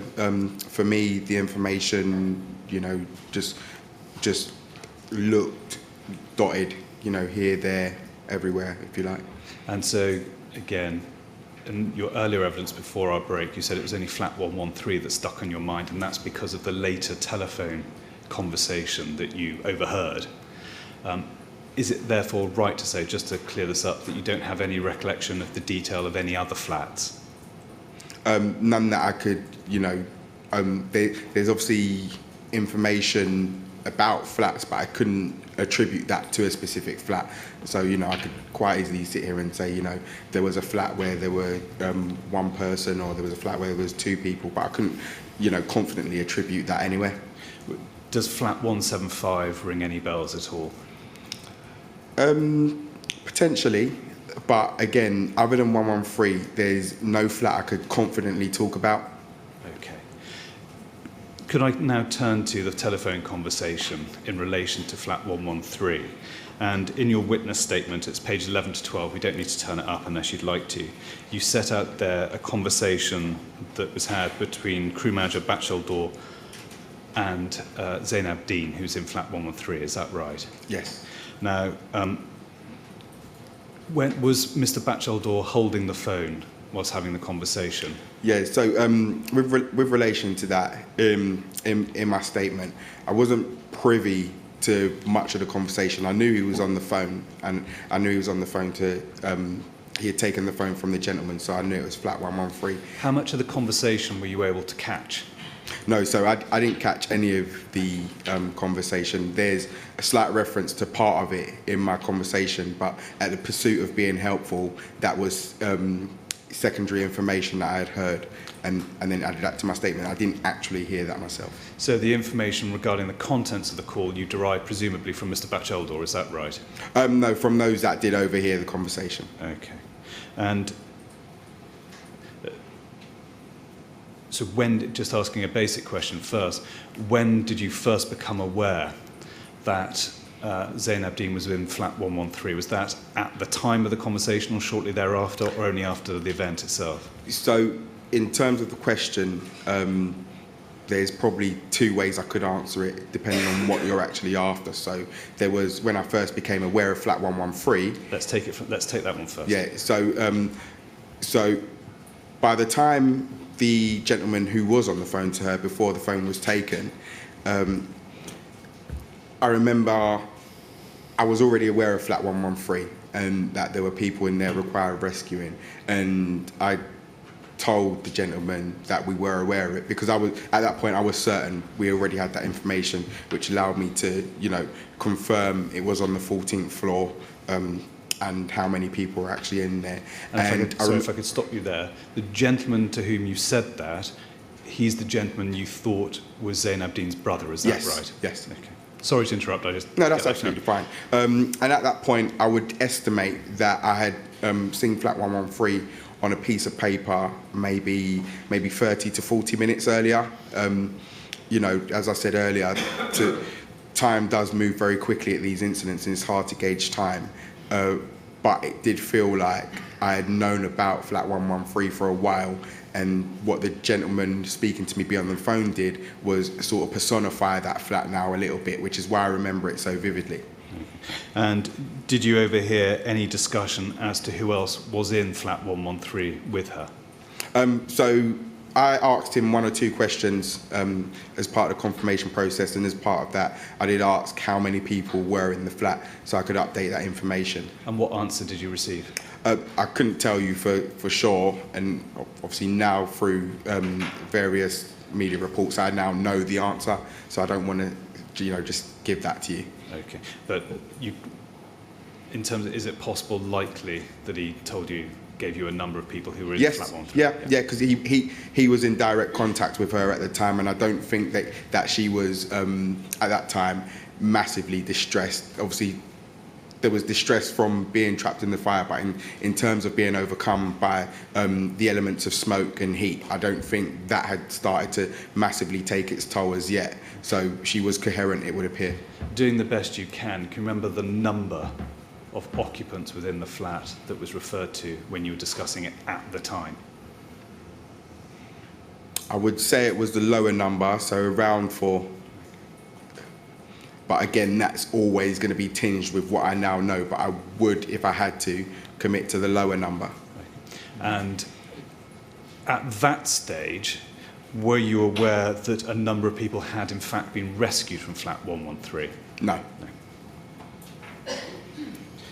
Now, in your witness statement, you refer to checking whether Zainab was still listed as being trapped. And did you ask that confirmation from someone at the bridgehead or the search coordinator? No, the information was captured again. That information went into the building to update what they already had. If I could stop you there, did you communicate that information to the search coordinator, or did you get someone else to do it? No, from what I can remember, I went back in to the building itself and remember seeing flat 113 on the wall. And from what I can remember, I think there was a slight discrepancy with the number of people, and that was able to be updated, you know, discrepancy by about 1 either way. And to whom did you report the information? That was to the search coordinator. Okay, and at that stage, was it Mr. Williams, or was it someone else? I'm not sure. Like I said, I never recall it having been Mr. Williams, but it very well may have been. Did you see the information being updated, whether on a wall or any other? Yeah, I remember being satisfied that the information I had brought had been captured in the right way. Okay. You then left the tower and went back outside the tower. Did you go back to Mr. Batcheldor? Were you able to find him? No, I don't think I saw him for a while after he had taken the phone. Were you able to communicate the fact that you'd confirmed with the bridgehead that they knew that Zainab Dean was still within flat 113 and confirm that information to the man you thought to be her brother? So I would have communicated that back to my colleagues at the forward point. Whether or not I communicated to the brother, I'm not sure. It's because my interaction with him is sort of merging together. So I remember putting a hand on his shoulder and telling him they know, they've been told, but I can't remember if that's at the beginning when I already was aware of 113 or after I had gone in and updated the information. Were you aware of whether a crew had actually been deployed in response to the updated information you gave? Did you see that deployment take place? No, I wasn't aware. Were you able to seek clarification as to whether crews had been sent up to flat 113 after you'd given that information? No, I wasn't asking for updates on the different flats. I mean, there were a large number of flats of information that I was taken, and for me, you know, it didn't seem right to just hone in on one flat, and that was going to sort of take me away from the tasks that needed doing. Paul, could I ask you to bring up document LFB *0 1968 underscore 017. Do you remember seeing this piece of paper before?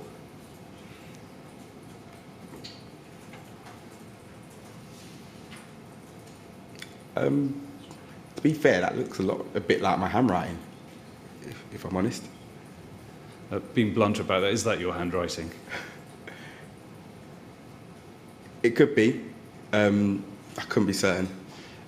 Can you remember who gave you this piece of paper? Or rather, that's the wrong question.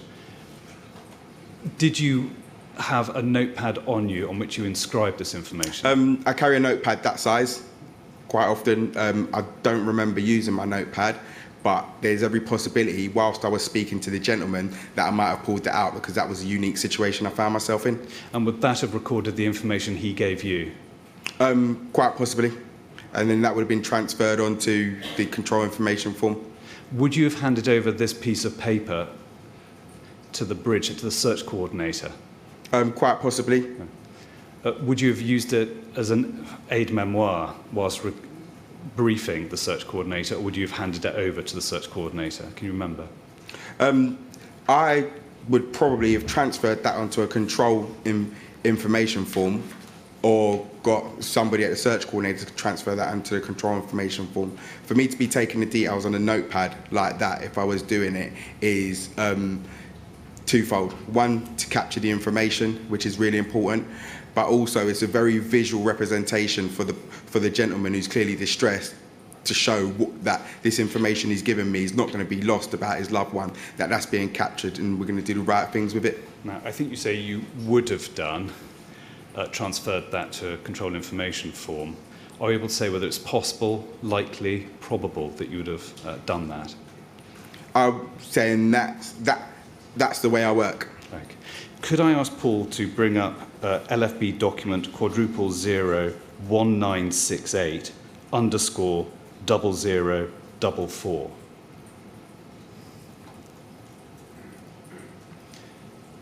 Now, again, this is the document we went to before. Do you know whether this records the information you transferred from the previous note? No, it doesn't appear as though it does. Could I ask Paul to turn to 0045, so over the page, as it were? You'll see in the additional information box, second entry, flat 113, four-person left building. First of all, is that your handwriting? No, that definitely isn't. Is it the handwriting of anyone you recognise from your work on the FSGs on the night? Not that I'm aware of, no. Do you remember whether you had any involvement in running these two slips? Do you remember that? No, and I don't remember any slip having been updated with a result, if you like. Okay. Could I now turn to some other FSG slips, Mr. Coltress? Yeah. First of all, we were discussing earlier on whether you had any recollection of flat 175, and you indicated it was possible. Could I ask Paul to bring up document LFB quadruple 01968 underscore 12? Now, first of all, I'll let you just read that information.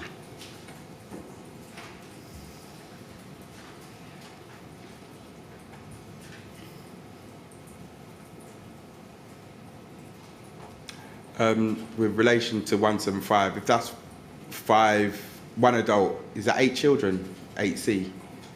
We think so. Yeah, certainly if I saw something that said 8 children, I would imagine that would stick with me. Do you recognise that piece of paper, though? No. No. Could I ask Paul to bring up LFB document, it's LFB quadruple 01968 underscore 28?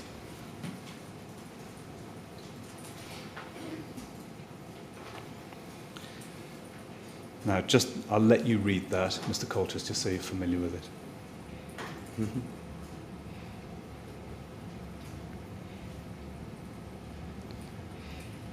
Yeah, no, it doesn't it doesn't spark any memory.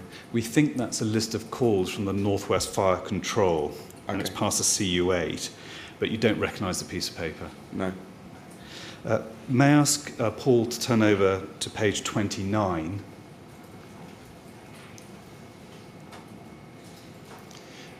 I'll let you just read that so you're familiar with it.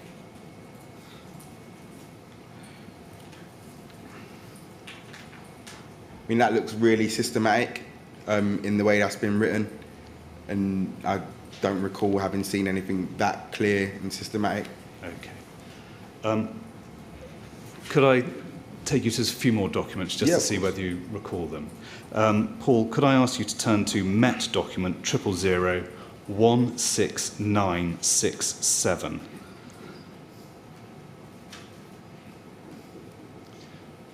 I'll let you just read that first of all, Mr. Coltress. I can see there that says Brett Loft IC at the top. If that, so that was probably been written around the time he was incident commander, and that was before I arrived. Can I just ask you some... I'll let you just read it first Okay. of all, just so you familiarise yourself with it. Do you recognise this document from the night? No. Okay.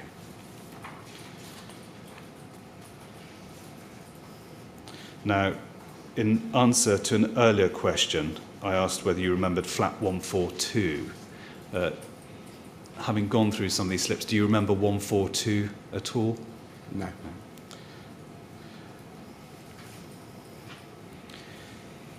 Do you remember any slips concerning what's been called the heli-telly?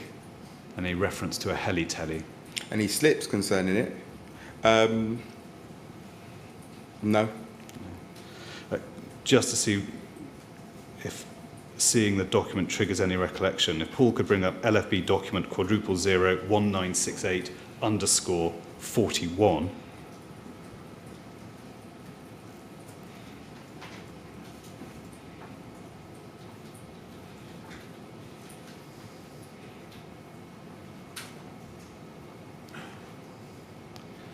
I'll let you read that. Does that ring any bells, Mr. Coltress? Potentially, but I couldn't be certain. If I could ask Paul to turn up LFB document *1955_13, I'll let you just read that.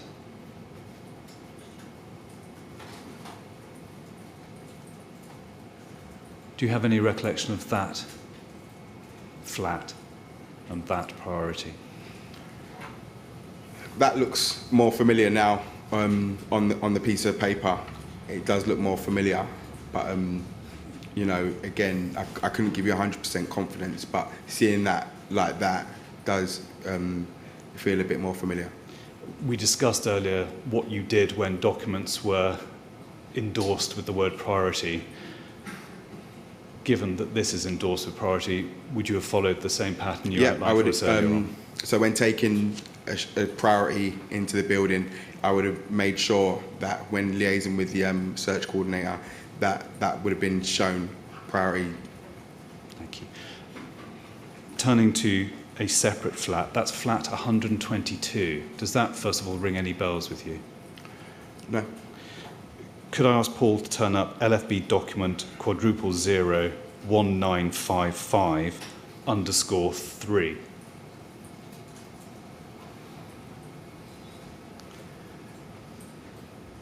Now this looks like it's paper written on a notepad similar to the flat 113 note that we referred to earlier on.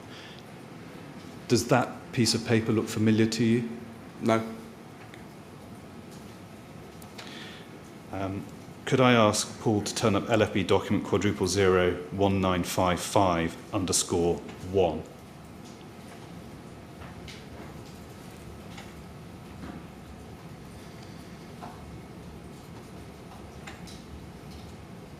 I'll let you read that.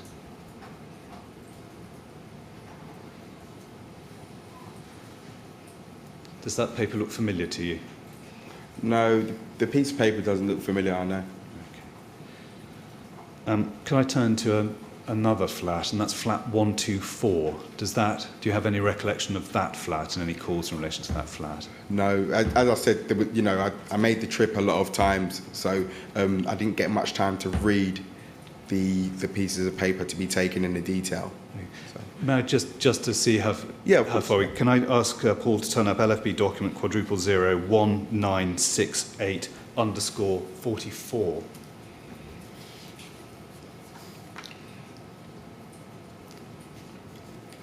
Apologies, that's my fault. It's one we've gone to earlier on. Could I ask you finally to turn up notebook pages LFB quadruple 01929 underscore 1?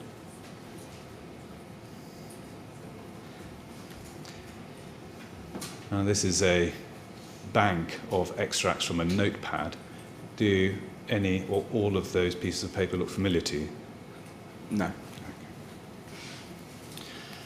Mr. Coltress, those are all the questions I have for you for the moment. Sir, might I ask for the usual break of 5 minutes so I can review the situation, see if there's anything else? Yes, well, Mr. Coulter, we normally give counsel a chance to consider whether there are further questions that he needs to ask. So I'm going to break now until 12:15 and ask you to go with the usher. Please don't talk to anyone about your evidence, and we'll come back at 12:15. Okay, thank you. Thank you very much. Right, you'd like to give the usher now. All right. Thanks, sir. 12:15 then, please.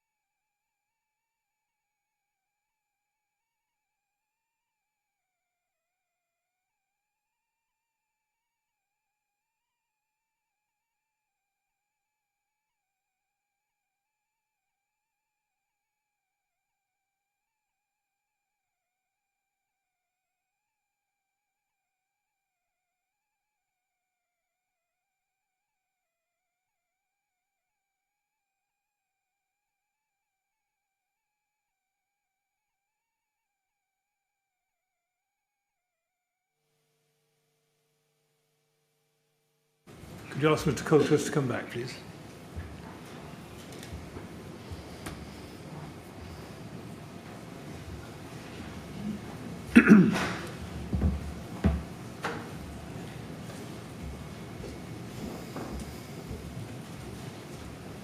Right, I think just a few more questions for you, Mr. Coltress. Okay. All right. Yes, Mr. Kinnaird? Mr. Coulter, only a few. First of all, in terms of the collation of duplicate information, how would you identify duplicate information from further information? And from what I could recall, there were separate lists being run on either notepads or what we would normally term the messaging pad. I think one of the last, when you're showing the last set of pictures, one of those was actually on a messaging pad. And, you know, from time to time, a message pad does sort of get used as a multi-purpose pad because it provides a lot of writing space.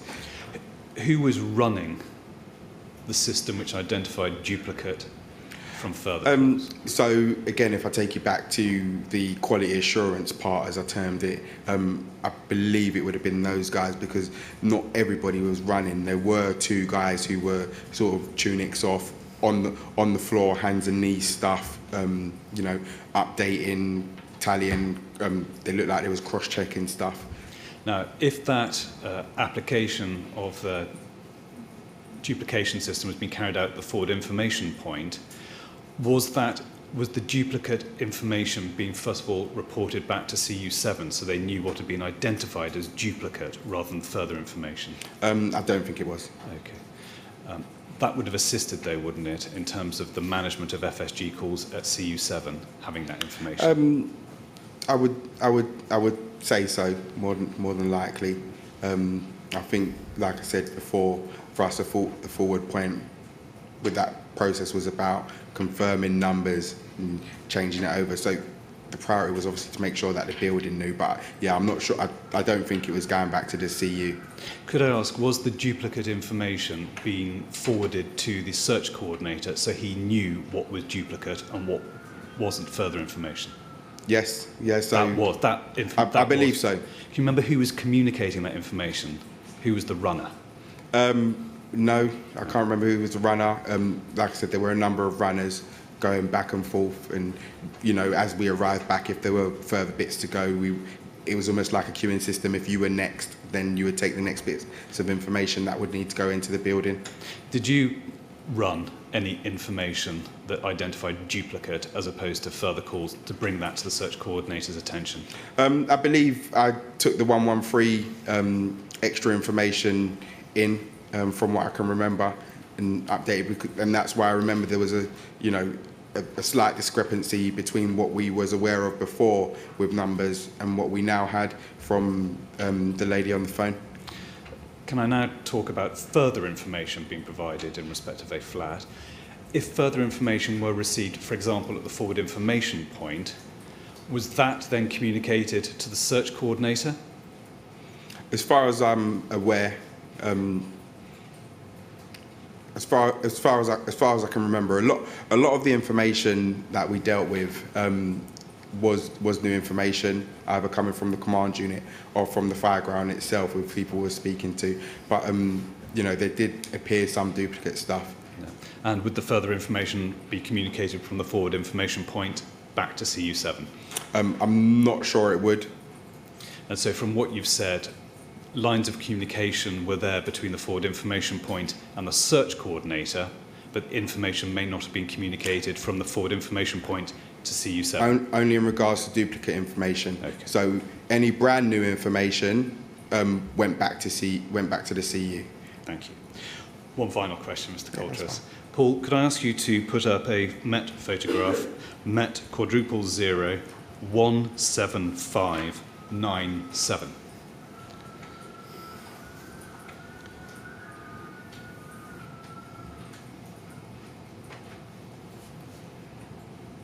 Now, Mr. Coulter, I'll let you just familiarise yourself with that photograph first.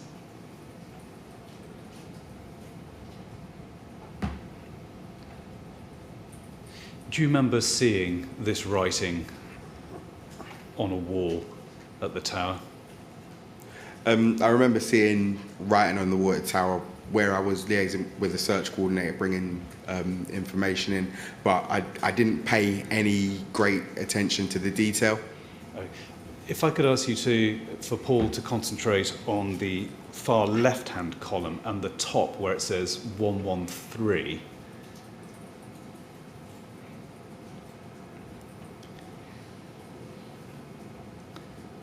Now, do you remember seeing any, the context for this is when you were updating the bridgehead with the search coordinator with the information you'd received from Zain Abdeen's brother, did you see, and you were satisfied that the information that there were four left within the flat, you were satisfied that information had been taken on board. Did you see any information being written on this wall? It's because of information being written why I was satisfied that it had been taken on board. What exactly was written, I'm not sure. Okay. Mr. Coltress, those are all the questions I have for you. The only thing that leaves me to say is thank you very much for the assistance you provided. I'm very grateful. Yes, thank you very much for coming to give your evidence, Mr. Coulter. It's really helpful to us to know what was going on and what your part was in the events of that night. And so thank you very much indeed. And now we're free to go. Thank you. All right, thank you.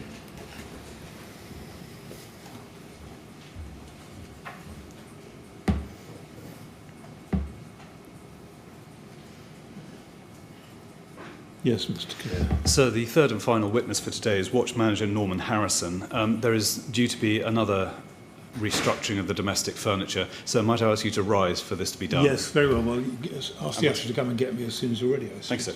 Thank you.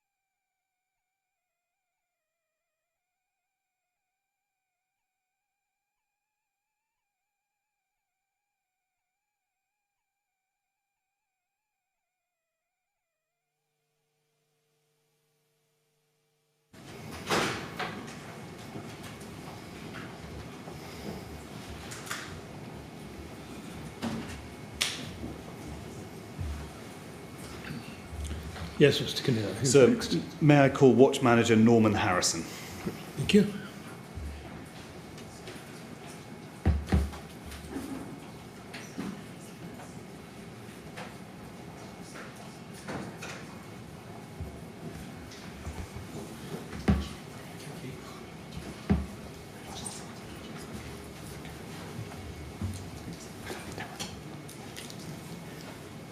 Would you please repeat after me?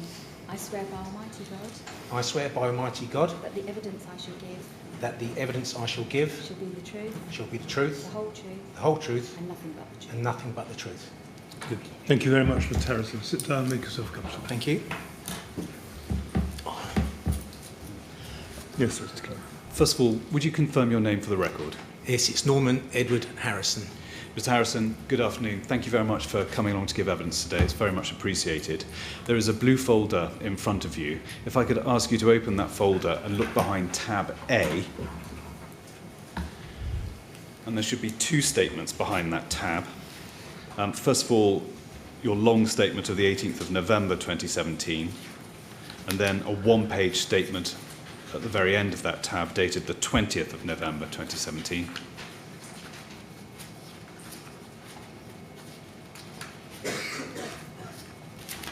Yes, I see them. And behind the next tab ought to be two sets of contemporaneous notes dated the 14th and 15th of June 2017.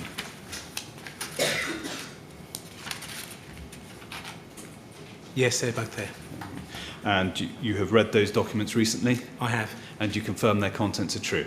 They are, yes. And you're content for those documents to stand as your evidence to the inquiry. I am, yes. And just for the clarity's sake, Mr. Harrison, in your second shorter statement of the 20th of November, you refer to two sets of written notes that you say are dated the 14th and 15th of November. The correct dates are 14th and 15th of June. That's right, yes. Thank you. Right. As I've said to other witnesses, Mr. Harrison, if at any time you want a break, please say so. That's not a problem. Okay. Secondly, if I'm unclear, please say you're unclear, and I'll try and rephrase the question. Now, if I can just deal with your position and experience as a firefighter, first of all, is it right that at the time of the fire you were a watch manager stationed at Wembley? I am, yes. Yes. And you still are from the I scene? am. And you were on Wembley's command unit on the night of the incident, and that's CU7? Yeah, that's correct. Yeah. And there were two of you on CU7. Who was driving, first of all? I was the driver that night. And who was the other? The other officer was a watch manager called Tony Peckham, who was a standby officer from Islington. Thank you. Now, we have recorded times for CU7 being mobilised at 01:15, on the road at 01:23, and arriving at the incident at about 01:42. Do those times sound about right to you? They do, yes. If I could ask you to turn to page 2 of your first statement, and it's the 12th line down, you say this: as we turned into Grenfell Road, CU8 were already there off a road on the right. I recognised Mark Kenfield and Dan Merrick as officers from Fulham. To be clear, are you saying here that you spotted the two watch managers from Fulham whilst you were still in your vehicle looking for somewhere to park, or are you referring to a later? No, that is later on. I knew when I got on the CU8 later on, I recognised the pair of them, but not as I drove past. No, certainly. Now, you describe in your witness statement what you saw of the fire on your approach and when you arrived. And if we look at page 2 of your statement, 8 lines from the bottom, you say this: we were near a college or school in Silchester Road, and I could see the tower block was fully alight. This was from the 4th floor to the top floor, which appeared to me at the time to be around 20 stories or more high. The fire appeared bright yellow, and I've never seen a fire like it. Normally one would turn up to a fire or shout, and you can make out individual features within the building. You will see a window and a door, and you'll see bits that are not alight. But what was unique was that from the 4th to the top, it was the same uniform colour, the same right across the width of the building. Also, so I couldn't make out any features of the building at all, like windows or staircases or anything like that. Now, first of all, can you confirm if what you're describing here is what you saw on your approach to the tower when you were driving, or was it once you'd parked up and had left your vehicle? Yeah, it was on the approach to the tower, just as we drove down the road where the school was. I think the road bent about 90 degrees to the right, and I caught a glimpse of the tower just in passing as I looked over my left shoulder, but the actual view of the tower was only for a couple of seconds. Now, given you spotted the uniformity of colour and the absence of any visible features of the building, what thoughts did you have on seeing that for compartmentation? At that time, I was hoping, because I had seen video footage of fires in the Middle East before, of towers that were on fire with cladding on the external. And when I saw that, I assumed that it was the exterior of the building that was alight, but because I couldn't see anything beyond the yellow, I didn't know if there was any compartmentation issues at all at that time. Okay. You referred there to having seen, I think you referred to it in your statement, having seen some fires in Dubai. Yes. When you had that thought, did the word cladding enter your mind? Did you think it was a cladding fire? It did, yes. At that time, what knowledge did you have of cladding fires and the particular risks that they pose for firefighting? Just that you could get very rapid external spread of fire. I remember thinking at the time that it's the sort of thing that I wasn't expecting to see in this country, because I thought the regulations would preclude putting stuff on the outside of the tower that would propagate flame quite so easily. Did you articulate these thoughts you were having about cladding being involved to Watch Manager Peckham, for example? No. Did you discuss it with anyone else once you'd arrived at the scene, any senior officer? No. Now, looking at page 3 of your witness statement, from the 6th line downwards, you say you parked your appliance and made your way to CU8, where you reported to the team leader, who was Watch Manager Kentfield. Now, first of all, can you remember who else was on CU8 at the time? Yes, there was only 2 people there. It was Mark Kentfield and Watch Manager Dan Merrick. Do you remember whether the CU8 was operational when you first entered it? Yeah, the lights were on.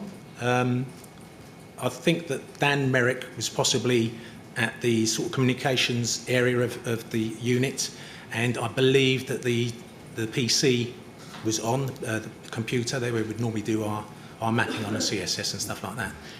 You say Watch Manager Merrick was dealing with the communication side. Can you remember precisely what he was doing as you entered CU8? No, I was aware that he was I think he had some device to his ear, but I've no idea what he was doing. Were you aware from what you could hear that he was taking FSG information? No. No. Did you speak to him at this stage? No.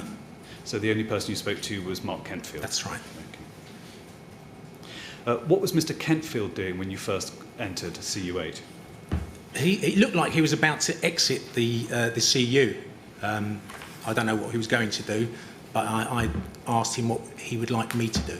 And then you accompanied him to the fireground? That's right. He said, come down to the base of the tower with me. And did you ask him what he wanted you to do? I think I did, but I don't recall what his answer was. Did you have any further discussion with Mr. Kentfield at this stage as you were going to the fireground itself? We would have discussed something, but I can't recollect what it was. And did you say to him at that stage, for example, I've seen fires like this in Dubai, No. This is cladding? No, I think, no. Given that was the first immediate thought you had, is there a reason why you didn't say to him, Mark, for example, this looks like one of those Dubai fires, or something along those lines? The original view I had of it, I was hoping it was just the externals, and I know by going down to the base of the tower, I'll be able to gather more information to get a fuller situational awareness. So I didn't think there was much point in speculating on the way down there to him. You went with Mr. Kentfield. Is it right to assume that Mr. Peckham stayed within the CU8? As far as I know, yes. Can you remember how long you'd actually been in CU8 before you left with Mr. Kentfield to go to the fireground? It was immediate. I didn't even get to the top step. Okay. Did you see Mr. Kentfield take anything with him? For example, clips of FSG slips or anything like that? I don't recall him specifically carrying anything, but I would presume that he would have carried something with him. You got to the tower and you say at page 3 of your witness statement, and it's from the end of the 10th line, as we got there, I noticed the tower itself, from the initial side I had looked at from behind the school, I could now see that it wasn't just the cladding. The fire was coming from inside the flats, from the 4th floor, all the way to the top. Now, just to clarify, where you were when you were looking at the tower at this point, and it may be more useful if I ask Paul to bring up Met document 000-16854.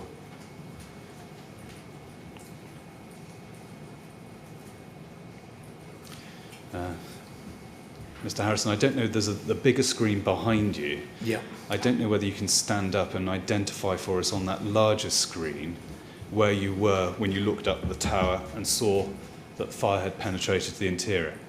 Okay, I believe I'm standing there at the corner of the two So the walls. northeast corner, Yeah.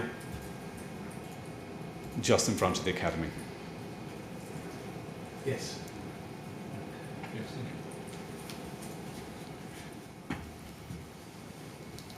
When you were looking up at the tower, you saw that the exterior was engaged. You also saw that fire was engaged in the interior. What thoughts did you have as to how the LFB were going to fight that fire? I was truly shocked at such a severe fire over so many floors. I could see the flames coming out quite some distance from the flats on the lower floors, and it was as high as I could look. I was so close to the tower, I couldn't actually see the top of the tower, but from what I could see, I presumed it went all the way to the top. I knew that the way that we normally fight a fire in a high-rise, we expect a fire to be contained within one compartment. So to have a fire over multiple floors was going to be extremely challenging. Did you articulate your shock and the reasons for your shock to Mr. Kentfield? No, I'm not sure what Mark was doing. He was not standing next to me when I had this view. So I didn't articulate it to him. Did you seek out for example, did you seek to identify who the incident commander was at this stage? Not at that time, no. Did you identify any other senior officer to raise your concerns with? No. What thoughts did you have about stay put and evacuation at this initial stage? Immediately, I knew that stay put policy should no longer apply in this building, because the stay put policy is predicated upon an assumption that someone can stay in their flat safe from the one compartment that is alight somewhere else in the building, and they're not going to be affected by the fire, either flames, heat or smoke. And I could see that just didn't apply here anymore. You'd arrived at 1:42 or thereabouts. How soon after arrival were you standing at the northeast corner and formed the view you've just outlined? I would say that, because once we arrive, we have to get rigged in our fire gear, which takes about a minute. I would say probably around 01:50. Now, you mentioned evacuation. What thoughts did you have, if any, about how to execute an evacuation of the tower, given your views on the nature and scale of the fire? Well, I didn't actually mention evacuation. Stay put and evacuation, although they're connected, they are slightly different things. But if you felt that stay put was no longer appropriate, then evacuation's the next thing, isn't it? It would be, and it would follow on. But initially, what I'm aware is that our control operators could be on the phone to people phoning up who are within the building saying, there is a fire in our building, and I know that our control operators will follow national guidance which says that you are safest to stay in your flat. Safe in the assumption that we would be dealing with a fire, as far as the control operators were aware, in one compartment elsewhere. But then once we know that as operational firefighters. Now, given your experience as a firefighter, have you ever had need to evacuate a high-rise tower in your career before? A full evacuation? Yes. I've done it not necessarily from a fire. I remember taking part. I was actually officer in charge of an evacuation of a small block of flats of 6 stories due to a gas leak, and I remember how long that took to actually complete, because it was at the middle of the night. Firefighters are going around knocking on doors, and a lot of people just don't want to answer the door. So that, I would estimate, that particular scenario took about 15 minutes to execute, and that was without any flames or smoke in the staircase. And given these views, given your previous experience of a full evacuation, why didn't you seek out a senior officer to sort of make your views known at that stage? I may have glanced around the incident ground itself.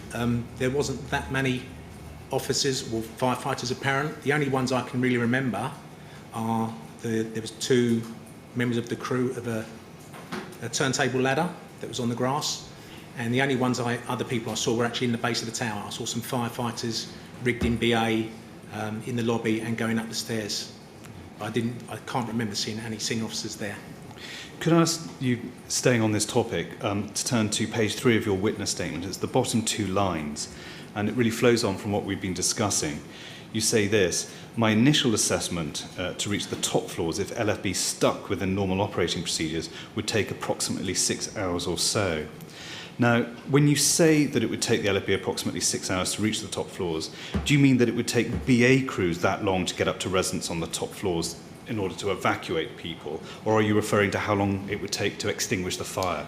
Well, extinguish the fire is quite a big statement, but to actually firefight your way to the top of the building, I believe if you followed our brigade procedures, which mean you don't go beyond the fire and you don't go into a fire without any firefighting media, we would have to fight our way up the tower. And I was estimating, and it was only a rough estimate, it would take at least 15 minutes per floor to fight our way to the top of the tower. And when you say fighting the fire, it would be fighting the fire and executing rescue missions and evacuations, just fighting the fire? Just fighting the fire. Okay. Could I ask you to turn to your second contemporaneous note dated the 15th of June? And I don't know whether Paul can get that up on the screen. Maybe easier for you to turn to the paper copy, Mr. Harrison. Oh, there we go. It's really the second page of the 15th of June note, and it's 15 lines from the bottom, a somewhat unhelpful steer, where you say this: you give a different figure as to your approximation of the time it would take to reach the top floors. You say there 10 hours, and there you state expressly that this was to extinguish the fire. Was there any particular reason for referring to 10 hours there as opposed to 6 hours in your witness statement? Yeah, I think extinguish the fire and firefight on your way to the top of the building, I view as 2 different things, because we could knock the fire down, to use fire brigade parlance, and progress up the tower, and you would leave small pockets of fire still burning because they wouldn't pose that much of a risk to you. But I estimated that to fully extinguish the tower in its entirety would take a minimum of 10 hours. Apologies, I gave you the wrong reference page 2. If I can ask Paul to turn over the page to page 3, just so everyone knows what we're talking about. And again, you'll see just below halfway, you'll see the 10 hours figure. Apologies to everyone. Just so everyone's got the context.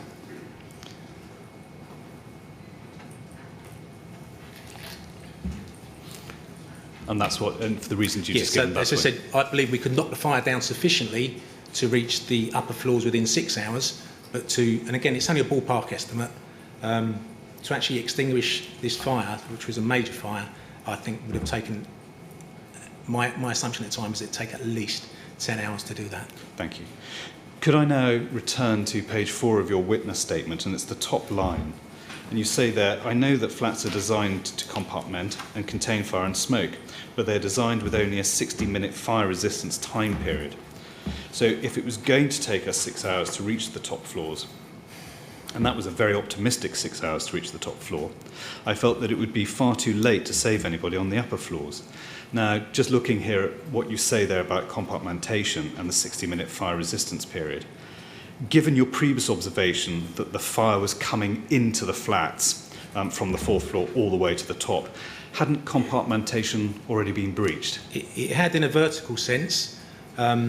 Obviously, the tower is a square, and I was aware that there may still be some horizontal fire protection. So the people on the opposite side from where the fire is already in their flats had a possibility for horizontal partial evacuation, move from the dangerous part of the building to the safer part of the building. And that 1 hour compartmentation may, it's a big may still have been valid. taking on from that, if we stay on page 4, the first paragraph and the last 3 lines there, you say that because of everything you were observing, there would not be an opportunity to rescue people on the upper floors, and you felt that the stay put advice needed to be changed. Do you remember when you were looking at the tower and having these thoughts, if Watch Manager Kentfield was with you? He wasn't. He No, wasn't. I know he was at least 15 feet away. So you could see him. I think, and it's only to the best of my memory, I think he may have been talking to someone near a car, is all I can remember. Given what you were seeing, given your concerns, given he wasn't that far away from you, did you think of calling over to him saying, listen, Mark, my view is No. we've got a window? No. And could I ask you why you didn't articulate your thoughts to Mr. Kentfield, having said all I of this? knew that the decision to change stay put policy would have to be made by an incident commander. Mark Kentfield was the same rank as me, so it'd be like a little bit like talking to myself. I suppose the question that flows from that, did it cross your mind to think, let's identify the incident commander, I want to go see him now? No, I think on the way down, possibly Mark had told me it was a watch manager that was still in charge, and I felt that a decision of this magnitude needed to be taken by a more senior officer who I suspected, but I didn't know, would have arrived and be reporting to CU8 at this time. Now, as I understand it, you moved from the northeast corner of the town, you returned back to CU8, is that right? I went directly, yes. Yeah. I don't even recall telling Mark to come with me, but he may have followed on. You headed straight to the CU8? I went straight there. Now, staying on page 4 of your statement, it's the second paragraph and line 2. You say that you think Watch Manager Kentfield came with you. Looking back now, you're able to help. I can't be any more definite than that. He definitely didn't walk alongside me, but I know he did turn up on the command unit within a very short distance of time, a short time after I arrived there. You arrived at about 1:42. Again, apologies for the lawyerly question. Can you remember roughly how long after you'd arrived that you went back to CU8? It's only an estimate. It's very hard to be precise. I would imagine I got back to CU8 sometime around 0200. And how long had you been at the base of the tower at the northeast side? Can you remember? I didn't stay there that long. If you take the time to walk down from CU8 and walk back, call that 2 minutes each direction, I wouldn't have been at the base of the tower for longer than 3 or 4 minutes.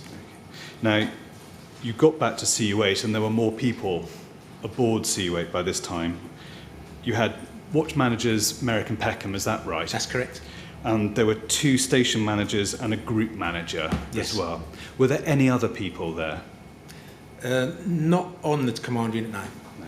And looking back now, are you able to help us on identifying one or both of the station managers you saw?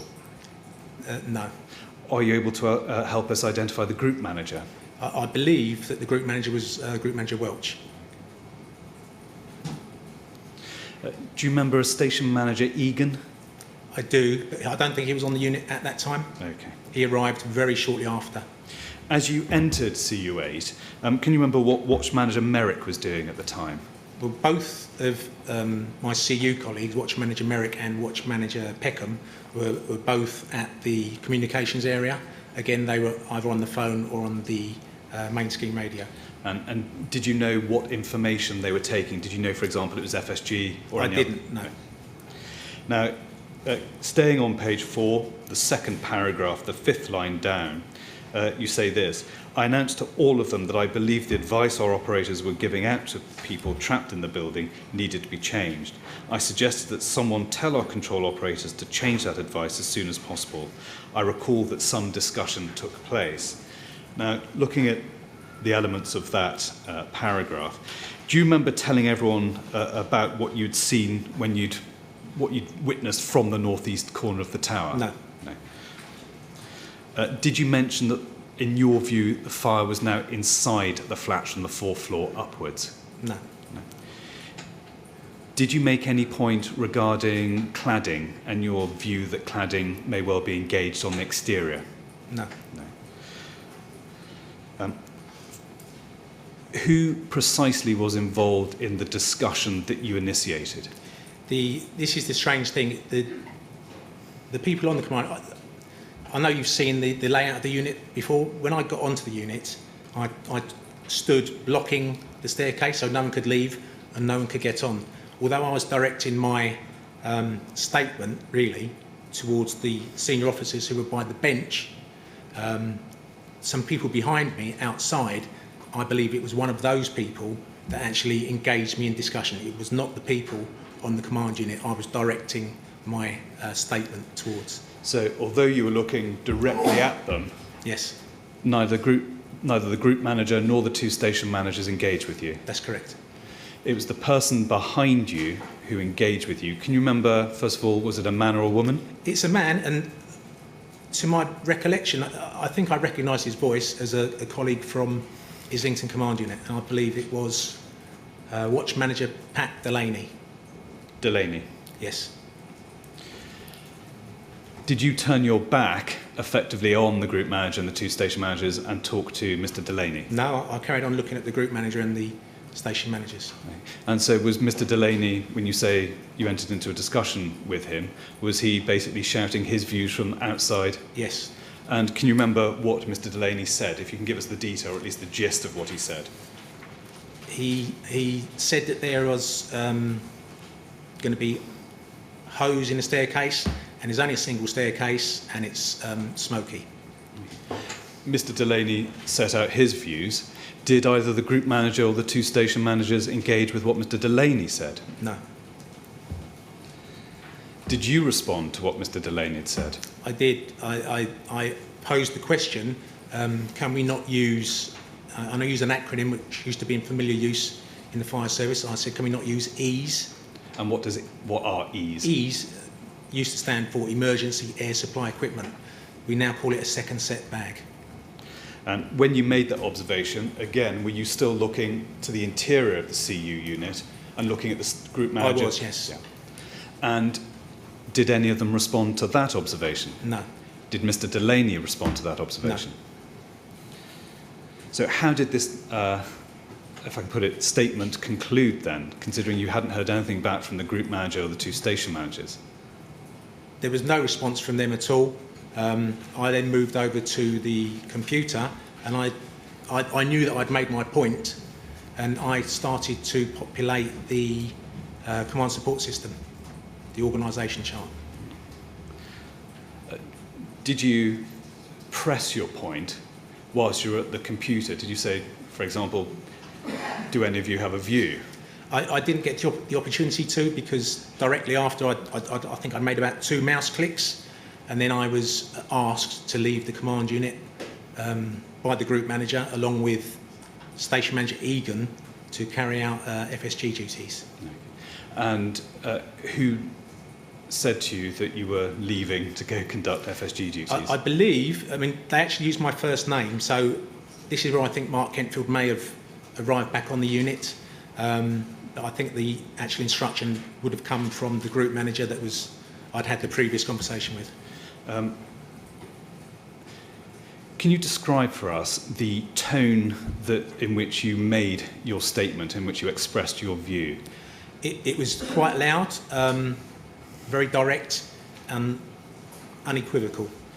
Emphatic. Very.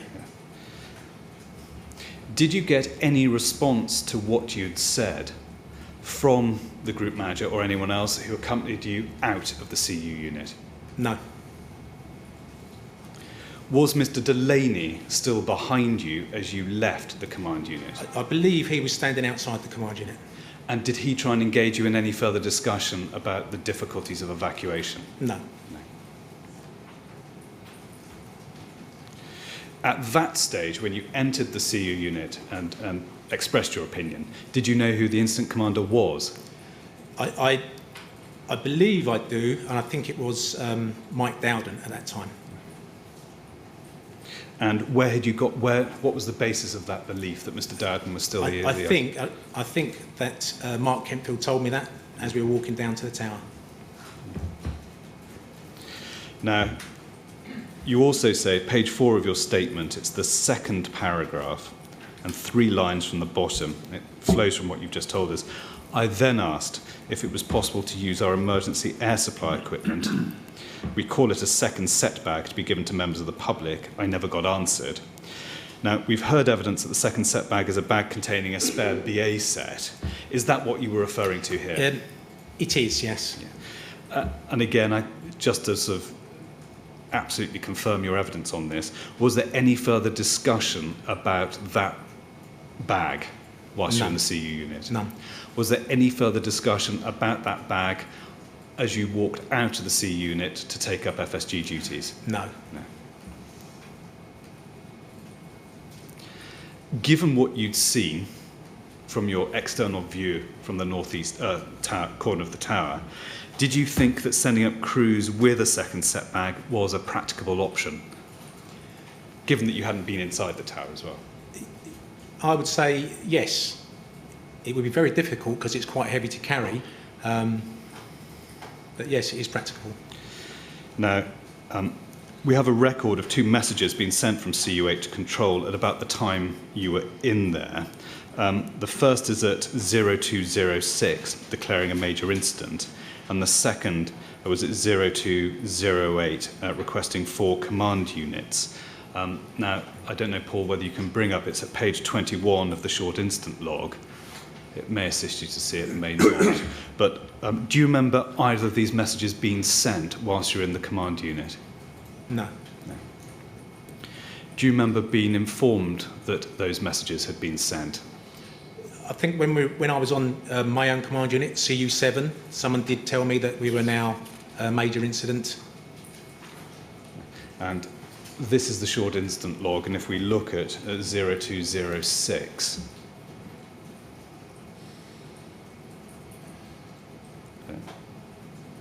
this is 0.38.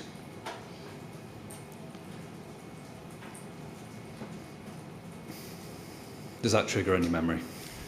I think that we possibly were walking between the 2 command units when that message may have been transmitted. Okay. And again, just for the sake of completeness, if nothing else, 020805 is the second message I asked you about. And again, I don't remember that one at all. thank you. So it is, according to that clock, 4 minutes to 1. Yes. I'm about to start a new topic. I won't complete it in 4 minutes, and so that might be an appropriate time to adjourn for lunch. Yes, well, that sounds sensible. I'm afraid there are more questions we're going to need to ask you, Mr. Harrison, but at this stage, you'll have a break so we can all have some lunch. Okay. While you're out of the room, please don't discuss your evidence with anyone else. Okay. And we'll resume at 2 o'clock, please. Okay. All right? Now, give the usher. Thank you.